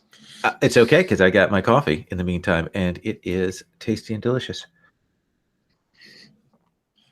So, it's a 90-minute drive. Miss Wednesday is looking over papers, and she doesn't really talk, though. She will hear her say to September, the other three are expected sometime. You're going to have to go back and get them. Maybe Thursday I'll go with you. But I need to orient them. And he just kind of grunts in agreement when she says that. And you'll find yourself driving along the coast. See the waves coming in. I think this is probably beginning of the school year. So we're probably here in August. So probably getting a little bit of the fall leaves turning around here. Drives. First, there are things around strip malls and things like that. But then that kind of fades away. Let's say Massachusetts, because that's a classic New England state. And it's got a big wide coast. And eventually you will find yourselves sort of it passed through country. They're farms, but they seem very small, like boutique kind of farms and woodlands and things. But eventually you will pull out into a side road and go down to a place called, let me get a name here.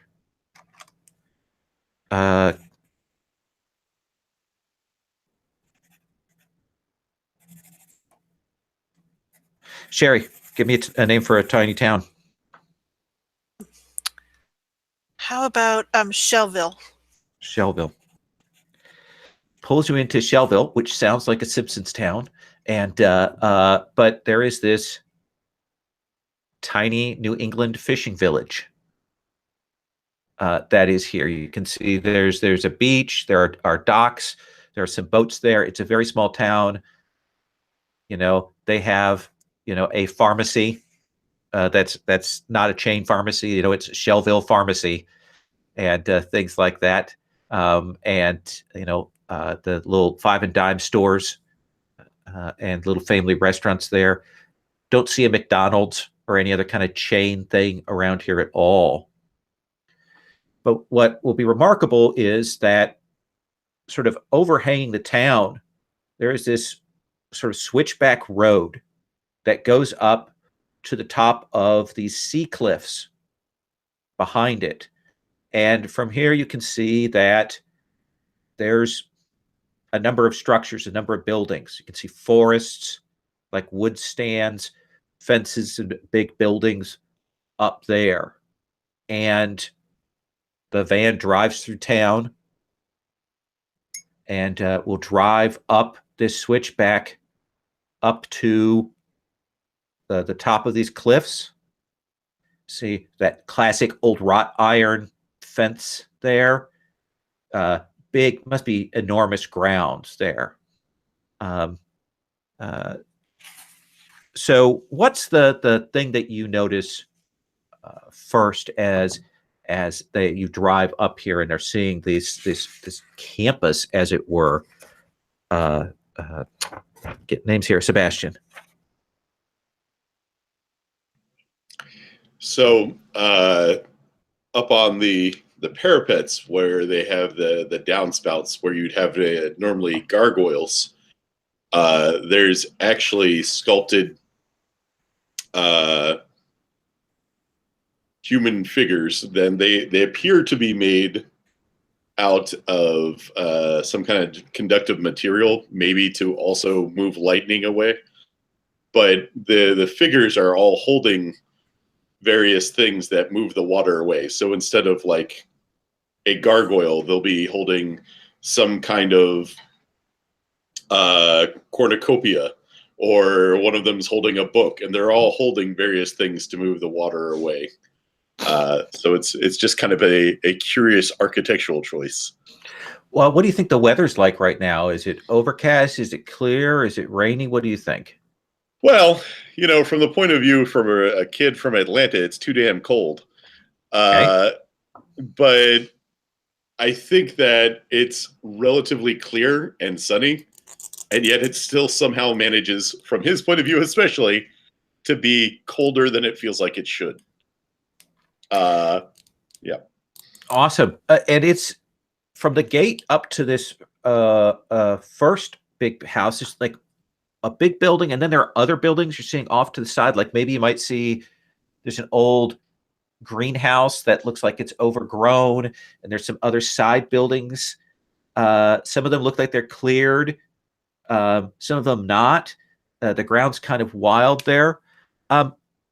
Lionel, as you're driving along past the woods and the shrubs and things like that, you see something or someone odd. What do you see?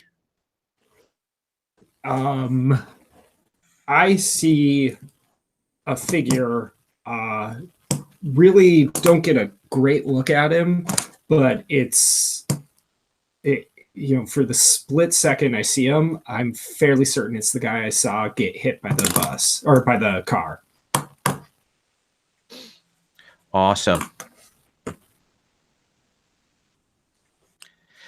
They drive up. Actually, let me follow up on that just 1 second here. What's your reaction when you see that? At first I'm taken aback, and before I can say anything, he's disappeared.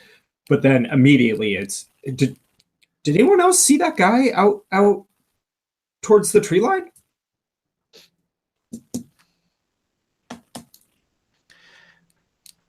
It's all quiet. Miss Wednesday looks back and says, there are a number of staff on the grounds. I mean, is there someone who, and I give like a rough description of him. He's, medium height, medium build, and it's like super, super generic, my description of him. So it's not helpful at all. Miss Wednesday listens, and she kind of takes that in, and she'll look at September, and he'll go, I'll go check on it. Oh, okay. I don't want to get anyone in trouble. I think I've seen him before. And the two adults get quiet. Like, that's something odd to them. Okay. You will drive up to the building with the great big parapets. We've described, let's say, it's at least 4 stories, kind of Winchester House style, looks like it's been built and added onto, and, windows and weird different kinds of decorations. What is the thing that you notice about this building, Theo? The thing that you're like, what's going on here? I think maybe the thing that sticks out to me the most is that there's a large tower that kind of sticks up from kind of like the center of the school, and it's made out of like a totally different material. Like it looks like they almost like built the school around it.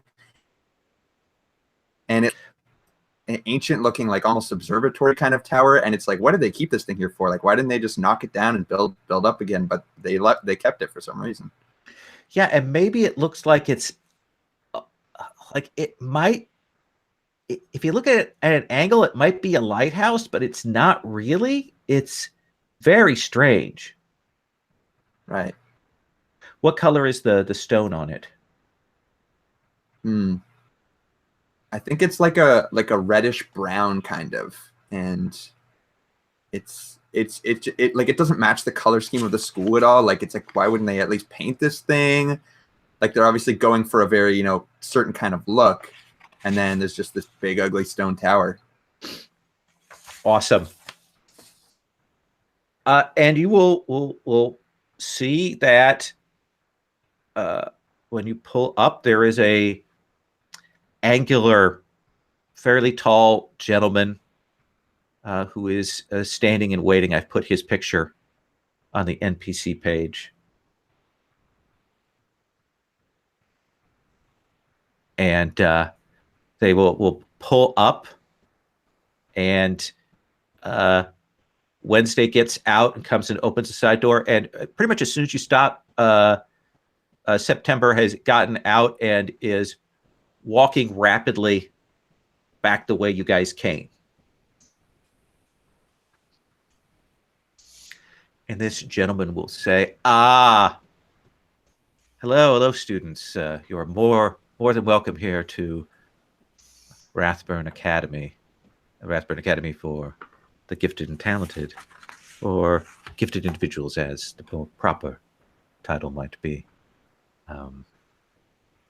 I take it your trip was uneventful? I've just got big eyes looking up at this guy and just nod, kind of. Excellent. Yeah. My name is Tuesday. I will be taking you to your rooms. You're part of the newly arrived class. There will be some others joining you. We've prepared a particular wing for you that will be yours to accommodate. There are a couple of other classes like your own. They're organized into units. We call them classes, but they are what they are. We've focused it around particular programmatics and tutorials, the course of instruction, special needs, as it were, for each of you. We've got some background on you, and we're working towards that. Now, before we take you inside, are there any questions that I can answer for you? Yeah, yes, sir. In the car. You are. I'm sorry. My name is Theo. Then this must be Gabriella. And I kind of look a little crestfallen, as even having just introduced myself, they immediately, go to my sister, which is kind of probably the norm for most of my life. She strikes a very imposing figure. But I say, yes, this is my sister. Yes, Master Theo, please, you have a question. Yes, on the drive here, they said that we were waiting for 3 others. There are only to be 8 of us. It's a very focused curriculum. Individual attention. I see. I've just not been used to such small groups before. But I look forward to the instruction. Yes, you were with Louise, were you not? Yes, Louise. She has been looking after us for a few years. Good woman. She's a graduate of the school. When he says good woman, I kind of just look away, I don't know about that. But Gabriella, probably is a much better liar than I am, and just nods and stuff. What about the rest of you? Perhaps you have questions, Mr. Sebastian? Yeah. So that's not enough people for a basketball team. Do we play sports? There are recreational and athletic facilities. There is a gymnasium on the grounds, as well as other facilities. I believe we have a basketball court. Isn't that right, Miss Wednesday? And she goes, yes, we have a basketball court, Mr. Tuesday. Yes, so yes, we have a basketball court. And the balls for that? She goes, basketballs. Yes, then we have the basketballs for it, yes. So I guess also that's like, you said we have a very focused curriculum, but I haven't seen it yet. So what's in it? Well, we focus on a well-rounded education, but generally a focus on mathematics, the sciences, English in its most practical grammatical form. Also, there will be a foreign language this year. We will do an intense study. I have to ask which one you're working with this year. That's the primary curriculum. Cool. Economics as well. These are like, he's not thrilled by this news, but he's like, cool. Yeah, Right. I think all of us are just kind of like, okay, economics, yeah. It will be Great. to discretion of your individual instructors. I say this in the most broad sense. They may have particular ideas. They may adapt to your particular needs. We are nothing if not flexible in terms of what we teach. I have a question. Oh, Miss. Oh, Miss Subject. Soapcheck. Yes. She nods and she goes, so there's a Miss Wednesday, a Mr. Tuesday, apparently a Thursday. Are those the titles? Those are our names. There are 7 instructional staff. It is a lovely coincidence. A coincidence indeed. She sort of stops. There are 7 instructors and 12 staff on the grounds, plus the students. There are others that are about. You may see staff and things like that that are not full time.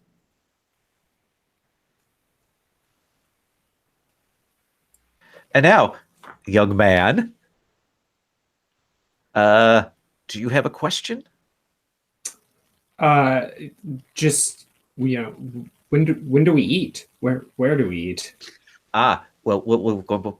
That is a very good question. I appreciate that. That is something that is near and dear to my heart. I will take you up to your wing and get you settled in, and then we'll have what time is it? And she goes, it's probably dinner time.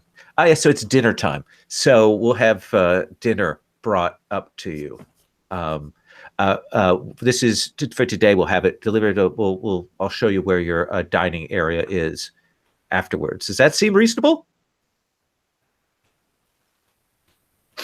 Sure. Well, then please follow me. And he'll gesture and walk you into the great hall of this school. How could there be so many stairs here going off in different directions? Why would you build this many staircases? Sherry, what else is notable about this entry hall here? I think one of the things is that there's also a lot of intercoms. There are like, if you look, there's a box next to each staircase. So it's so there are that many intercoms as well. And that seems to be, and they're from different eras. So they're like covered with different fabric and they're different sizes. There's, a couple that are sort of modern and a lot of them that look like they're from the 50s or 60s. Excellent. So we'll be taking the green stairs. That will lead you to where you need to go. So if you'll follow me. I see you have a number of bags. If you leave those here, I'll have them brought up to your room. If there's anything you wish to carry with you, feel free. But if you leave them here, I'll have them transported. I'll just go with just my violin. Okay. Walks you up this green carpeted stairs, gets up to another level, and begins walking you through. Labyrinthine is probably a good way to put it. These hallway, as the building kind of goes in and twists and turns. What's a particular room that you note, Sebastian, as you go along here? Something that strikes you.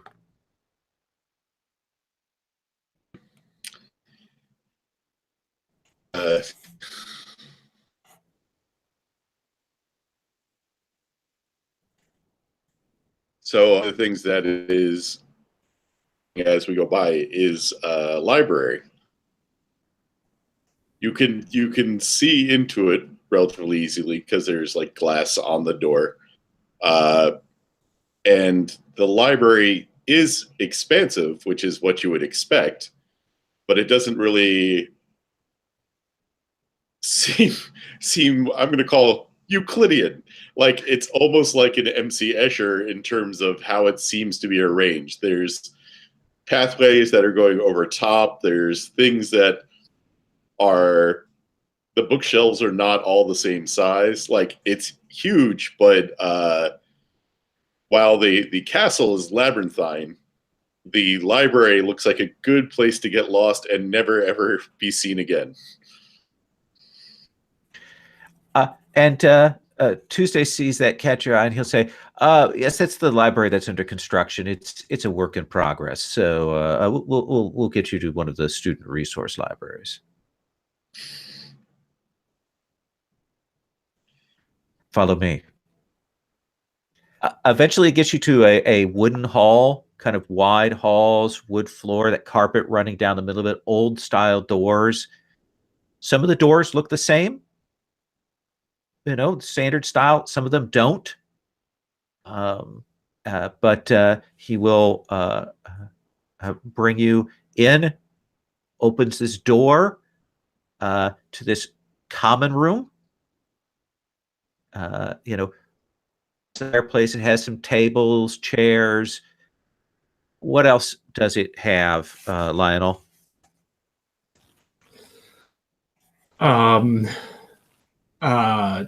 Chalkboards, old school chalkboards. Yeah, weirdly placed around and about. Lots of chalk, the kind of the smallish chalk. None of the holders, just chalk around. It has the air has chalk dust still in it. And there's chalkboards that have, like, how they build up. If you don't clean them, you get that look. So it's like that. You also will notice that your bags are here, and he will. Mr. Tuesday will say, to your left is the ladies' suite, and to the right is the gentleman's suite. There are beds in each. Across the hall and down, you will find the shower, bathroom, bathing facilities. There are 2 doors, one for men, one for women, down that, so that you can step to relax and enjoy yourself as is needed. Are there any questions? No? Well, I will let you settle in, and I'll have food sent up to you. Miss Gabriella, if you'll come with me, you are not in this class. And she'll look sort of shocked. Yeah, me too. And I'll look sort of relieved. Why isn't us? Like, there's not that many of us. Miss Gabriella has a particular background, and we have a class that is suited to her skills and needs. I think the two of us kind of like exchanged looks, but like I don't want her to know that I'm a little relieved, but I'm definitely a little relieved too, and she can tell, but I'm still putting it on kind of. So I'm just like, and she'll turn to Tuesday and she says, "I would like to stay here." She says it very intensely, and he goes, "No, no, no, none of that." Gabriella, these people are being very kind to us and providing an education. I think we should listen to them. They know what's best for us. She does that thing where she turns and looks at you like daggers go back and forth. Yeah, and I know the threat that lies behind there. Like to the others, it might just seem like, a little sibling anger, but that terrifies me, and I immediately like take a step back and quiver a little bit, and but yeah, I don't think I say anything. So Miss Gabriella, come with me. Food will be delivered. Should you need anything, there is a pull rope that will summon someone to see to your needs. I would ask that you not wander the halls this evening till you're oriented, obviously. You don't want anything to get lost. It is a large building. Come now, Gabriella. And I just like to add that I think when Gabriella stares daggers at me, I think maybe Sebastian is kind of like standing sort of in between us, but I like step a little bit backwards so he's like fully standing between us. Like I don't really, it's just something subconscious about him that seems like he would be a good shield for me. And this girl, this young woman, it looks a lot like her. Sebastian, she kind of looks at you like dead on, like a kind of a venomous look.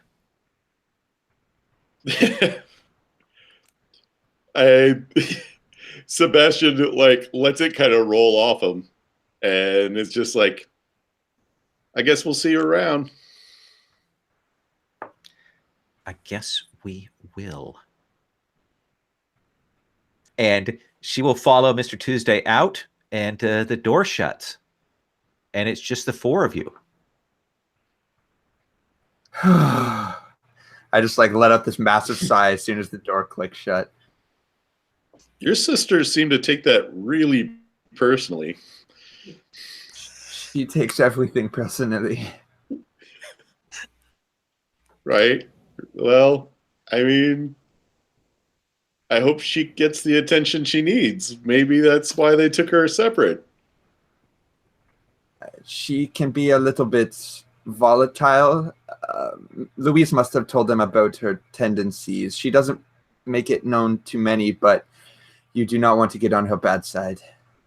No, we'll be all right. It's good. Trust me, Sebastian. Just be careful around her. No, I'll be all right. Besides, there's lots of places here for her to get lost in, and probably for us to, you know what? Actually, we could get lost here. We should keep track of each other. Also, without Gabriella here, dude, you might end up being a little lonely. So, I mean, you should be able to keep track of us, right? You know where we are. We know where you are. Obviously, they don't want us to be in the same space, but you know where to find us. Like a team, a unit, they said?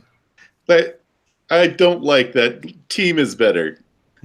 Unit sounds weird. Militant. Yeah. So Duke, what's your reaction to this? What you're used to going to new places, arriving and settling in. So what's your reaction?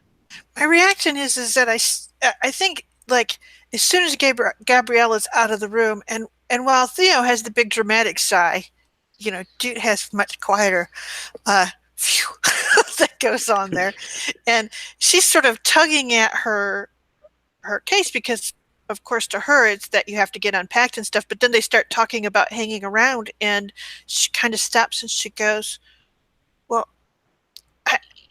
I'm wondering if those other three are going to join us.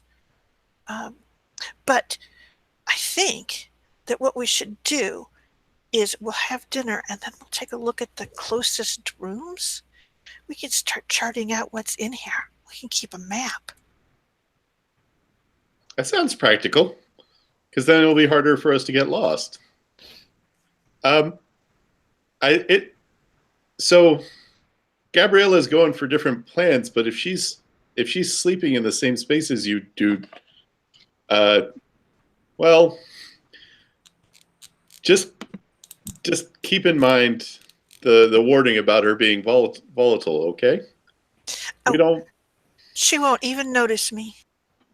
I mean, that's safe for a while, I guess. But just if you get hassled, you need to let us know. All right. All I will say is that in the morning, stay out of her way. That is the worst time of day for her. My mom is just the same. I don't think that she's going to stay with us, though, correct?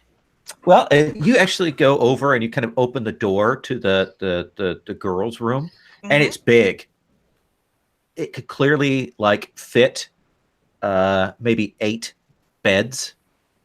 Big room. Each bed slightly different on the boys' side, but here there's one bed in this big room and a dresser beside it, and maybe some other small furnishings around, but it's just the one bed. So I guess you're alone then. Yes. That's perhaps why they had to move her to another class then. Doesn't seem like a great use of space. It seems like a wonderful use of space. I've never seen a room this big in my life. I haven't had one this big. Oh, this is lovely.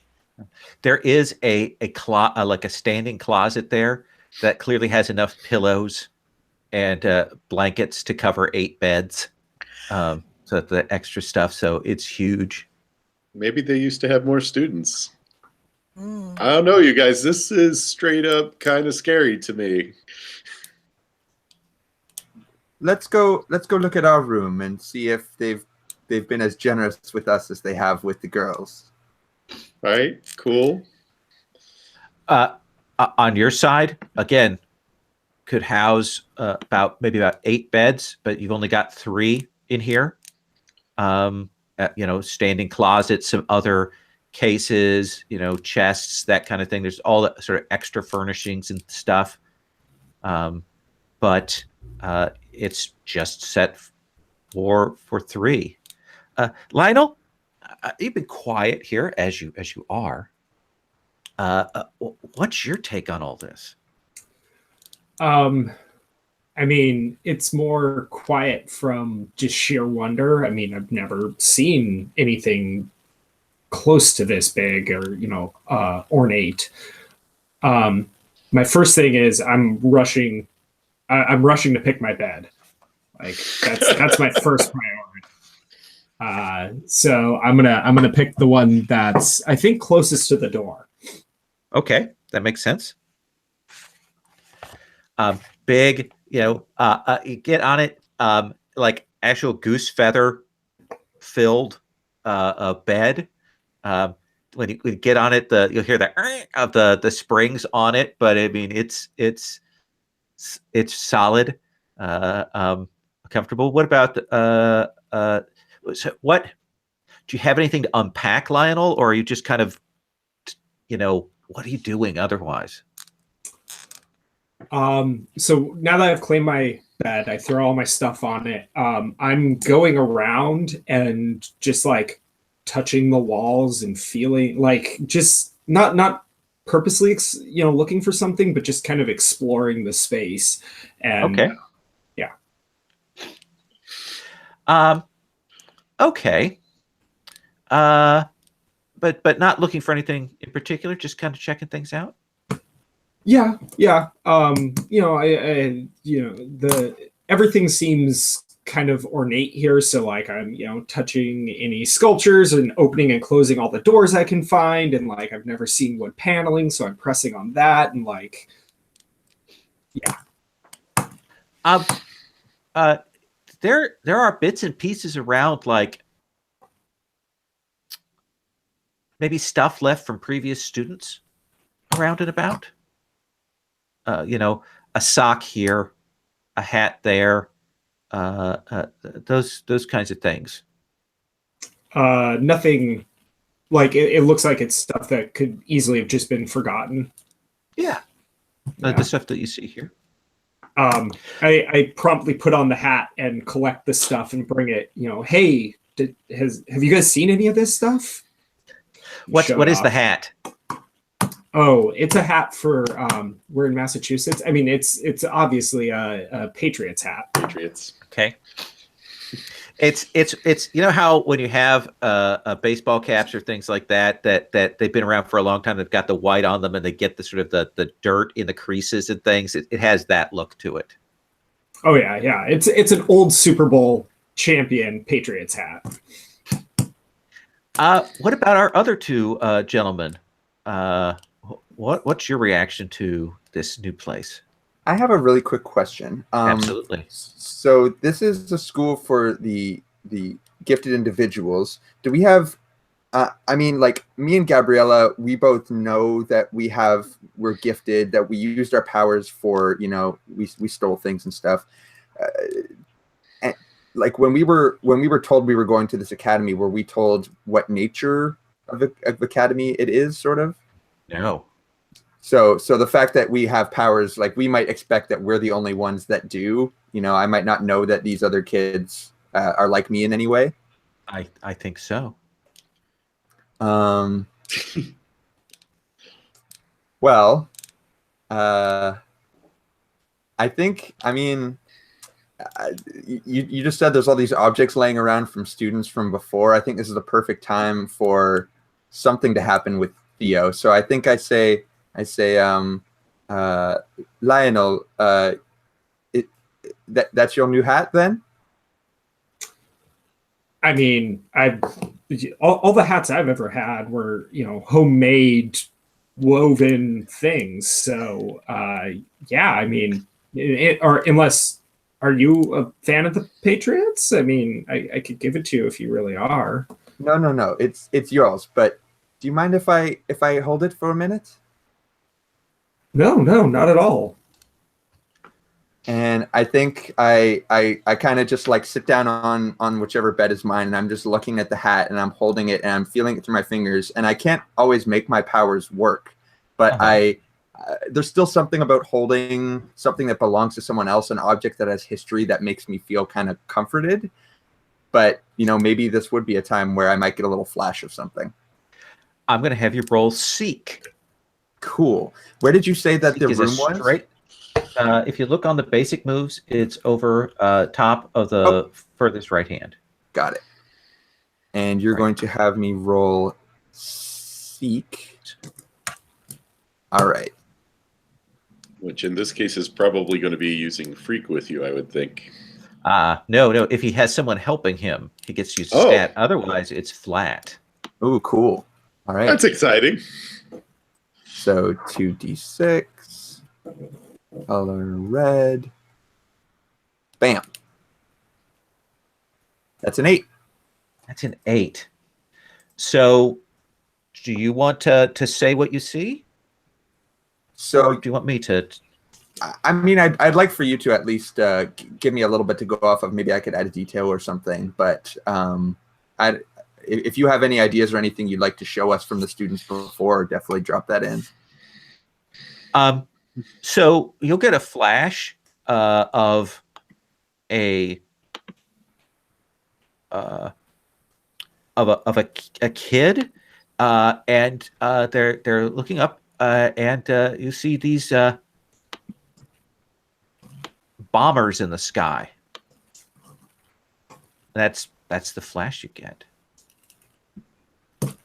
I think as soon as that happens, I I just kind of I like jump visibly. Like I tend to be a little skittish and jumpy, but especially when I see things that are like scary or traumatic like that, I think I just drop the hat on the ground and kind of like jump back on the bed a little bit, like I'm scared of something.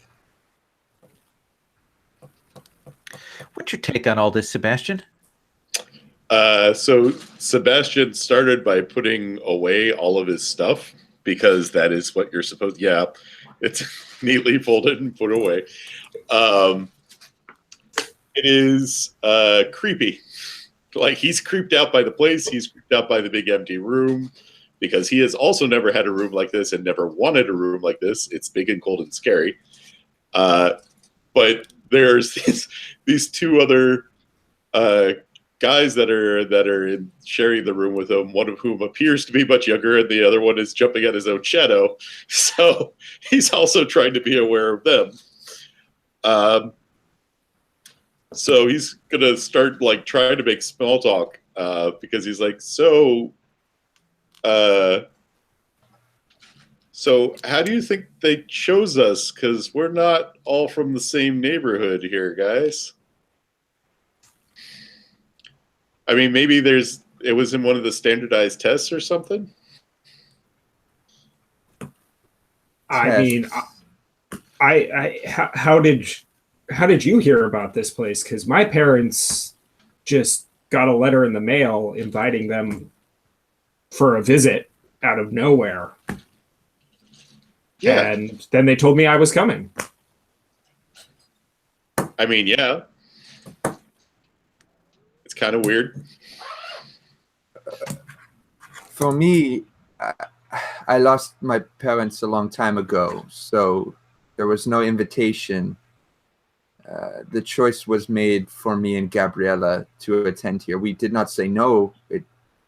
An academy sounds like a great opportunity. But do the two of you do strange things ever happen to you?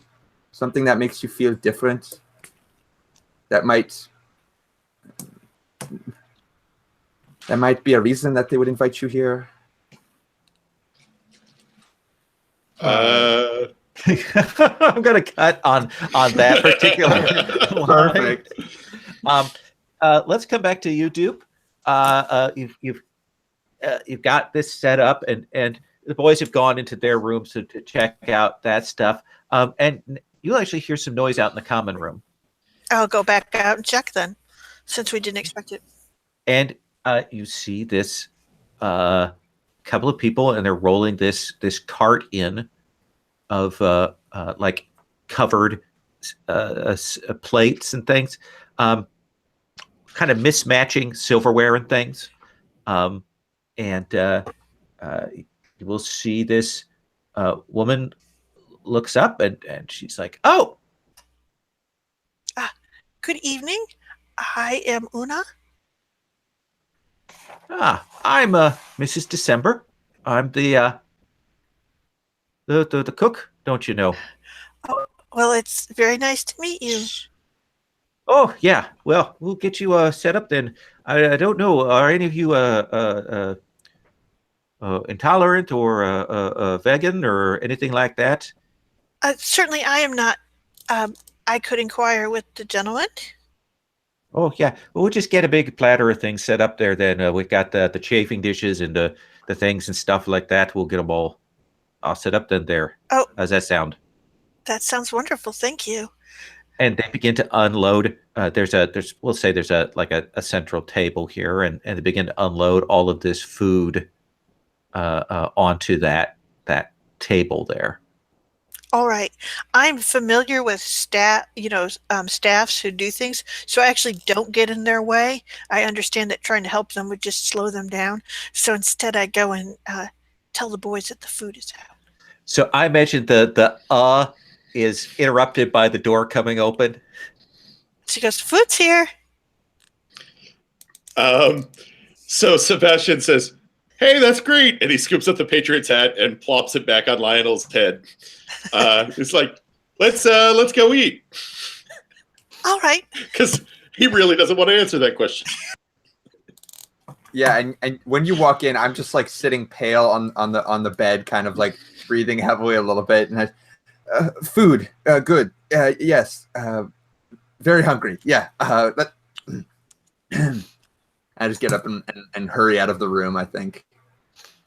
And Lionel's gonna follow suit, but when once we're all eating, I'm gonna sit down close to Theo, and if you guys are okay, cutting ahead a little bit. Yeah, so just a brief thing of they set up a ton of food onto this table. Mrs. December will say, "Oh, when you're done, you just stack the things in the cart and you put the cart out in the hallway." Then there, is that good for you all? I got potatoes and the steak that we got here and that kind of thing there.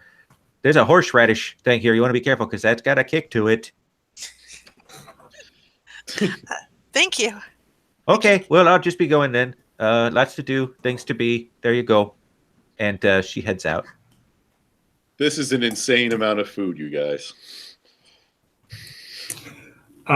So yeah, I'm gonna sit next to Theo and just kind of whisper. What did you mean by weird stuff? Well, sometimes I see things that I don't think others do. I don't like details, memories, things from that I don't recognize, that look like other places, even other times. I've never shared this with anybody other than my sister, and Louise, she sort of knew, but I don't know if she really understood. And I figure that might be something that connects all of us. Because I've never seen anything, but I can do this, and using my telekinesis, pick up a fork and feed myself. And so let's get Dupe and Sebastian's reaction to that. Well, Let's start with you, Sebastian, since you're close. Sebastian was about to eat, and like the food is on his way to his mouth, and then he just is sitting there with his mouth open for a moment, and then like the food plops off it, and he's like,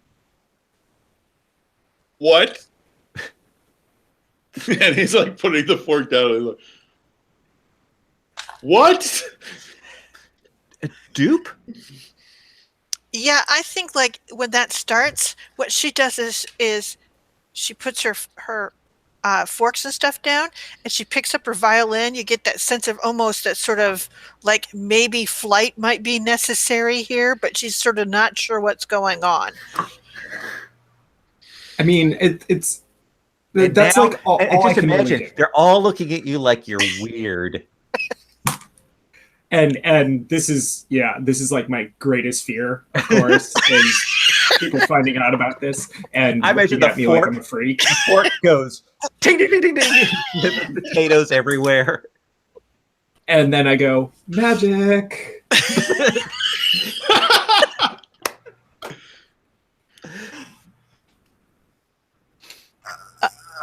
Yeah, Sue looks relieved, and she goes, "Oh, that's a trick. That's wonderful." Yeah, magic trick. I think given where the conversation just came from with Theo in the other room, like Sebastian's like looking back and forth between Lionel and Theo going, "What's going on, you guys?" Well, Theo here was just saying we were just trying to figure out what we had in common, and I thought maybe magic was something we had in common, but I guess that's not true. What, like Harry Potter? Yeah. Okay. So was that the spell? I've never met a wizard before. I mean, I wouldn't say it's a spell. I just like. So, you say like sometimes you see these things, and I'm unintentionally spilling all your secrets right now. Yeah. Like sometimes you see things, and sometimes I catch glimpses of things and can kind of tell them to pick stuff up for me, like little tendrils and tentacles and stuff like that. Have you ever seen anything like this? I've never seen a tentacle before, or a tendril. It's more like people and places and things. Okay. Look, it seems like. Listen, sorry. What? Sebastian, dude. I was telling Lionel that sometimes I get visions of other places and other times, and I look over at Lionel and I say, Lionel obviously has his own gifts that made him a prime target for this school. I figure it's best that we all share if we're going to be on the same team. Yes, we should know each other. I'm gonna suggest to Lowell that you are trying to provoke us. It does seem like that's a good thing. So let's have you roll with Superior. Can I assist in this? Because I'm also with Theo, like trying to get them to open up. Yeah, so could try to comfort or support. Would be that. So you're trying to support him in this revelation, is what you're doing. Okay. So let's start with you then, and we'll roll into that. Let's have you roll with mundane. Okay. I think that's a -1 for me. Sorry, the sheet's a little slow for me. That's okay.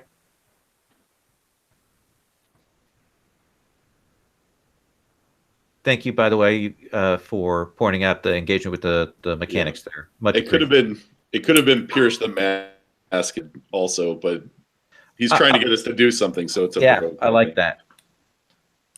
So that's an 8 for me. Okay. So you do hit. Now, you have a choice that they could have them mark potential. He doesn't have a condition, so you can do that. If you want him to, you can shift labels. And what that means is you shift one of his labels up and one of them down. Right. And I don't think right. Yeah, I don't think I want to shift labels. I think we want to mark potential if he does it. Okay. So he's supporting you, pushing you. And then let's go to the provoke. You're going to roll Superior. So Superior is provoke someone susceptible for your words. To your words. Okay. And I imagine the way this manifests, because I have a +2 in Superior, and I don't think it's because of like being able to, provoke people or convince them in any way. I think it's because Theo has a very sonorous, gentle voice and he's easy to listen to, and he's not threatening in any way. So he's just kind of like, he's encouraging, I guess. Okay, that sounds good. And that's the 10. 10. Okay. Fair enough. So let's start with each of you. You two can react individually. Let's start with you. There, Sebastian. What's going to be your reaction to that? I think Sebastian sighs and then reaches out to the soup tureen and like presses his hand into it, and it just leaves his handprint there, like pressed right into it. And awesome. I think at this point, now that we're sort of all like showing the things, I'm a lot more like comfortable with it. And I'm just like, cool. And Dupe? Doot will essentially, she'll wait, and after she sees the demonstration, she'll pick up her violin, she'll sort of very explicitly put it under her chin and pull her bow up, and then she'll start playing the scales, and she'll sort of fade away from their notice, and then come back.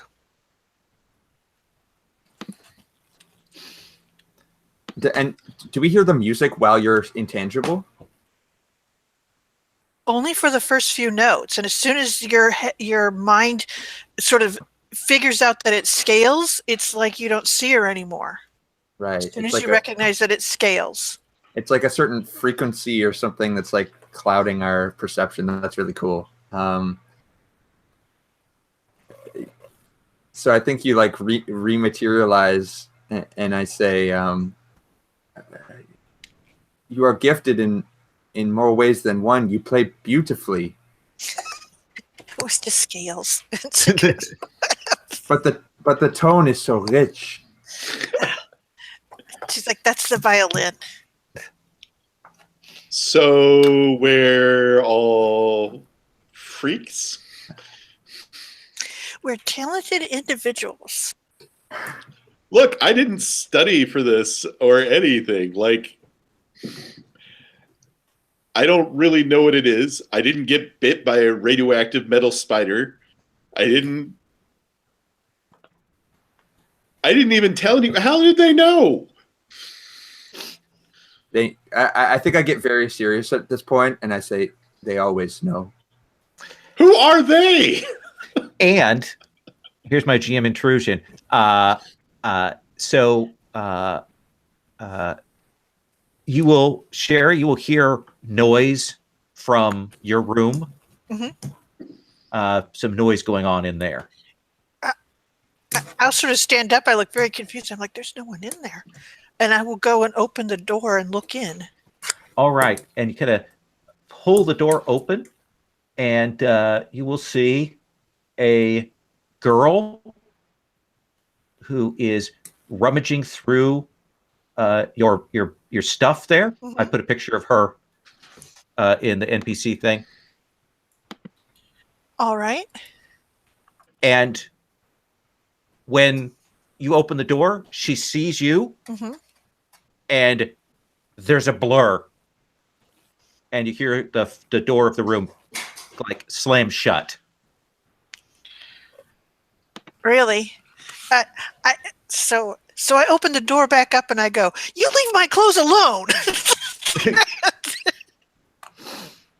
There, that's it. I think actually we're going to have to stop here. I know we're in the middle of the scene, but we're at the last 10-minute mark. I want to have everybody mark one potential for play. Just definitely on that. Sherry, don't forget you get one also because he rolled that 10 plus on our convincing us. Yes. So, yeah. And he gets one for having done it. Yes. for that. At the end of the session, we would do sort of do you grow closer to the class, that kind of thing. I think I'm just going to kind of by fiat say, I think everybody has grown closer. Does that seem reasonable to do? So what everybody's going to get to mark another potential for that. And then let me ask, starting with you, Sebastian, do you feel like you've given influence to anybody? Or have you, what do you think? I'm going to say yes. To be honest, I would probably feel like I gave it to all of them, which is why I didn't initially want to share the powers thing. Okay. It is. I think that's the truth. Like he feels like they all have influence now. Okay, so everybody can write Sebastian influence 1 on your sheet. What about you, Dude? Whose name I've been mispronouncing the entire session? Yeah, dude, it's actually a European name. So, but let's see here. I think that, wow, I'm almost in the same I have to agree with Sebastian. Everyone has an influence on me because she didn't really want to say anything. She's usually really good at being bland, but they sort of forced her hand. Okay. So, and everyone saw it. So, Okay. So everybody can mark Doot with 1 influence. Let me check in with Lionel then. Definitely everyone. Okay. And what about yourself, who kind of drove the bus there, Theo?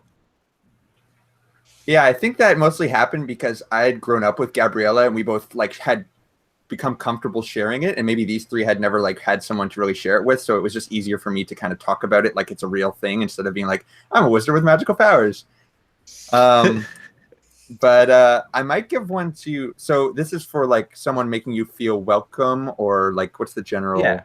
Who made you feel welcome? Who would you give influence to? So, and this is like influence over me that they can spend. They'll mark on their sheet. Yep. Okay.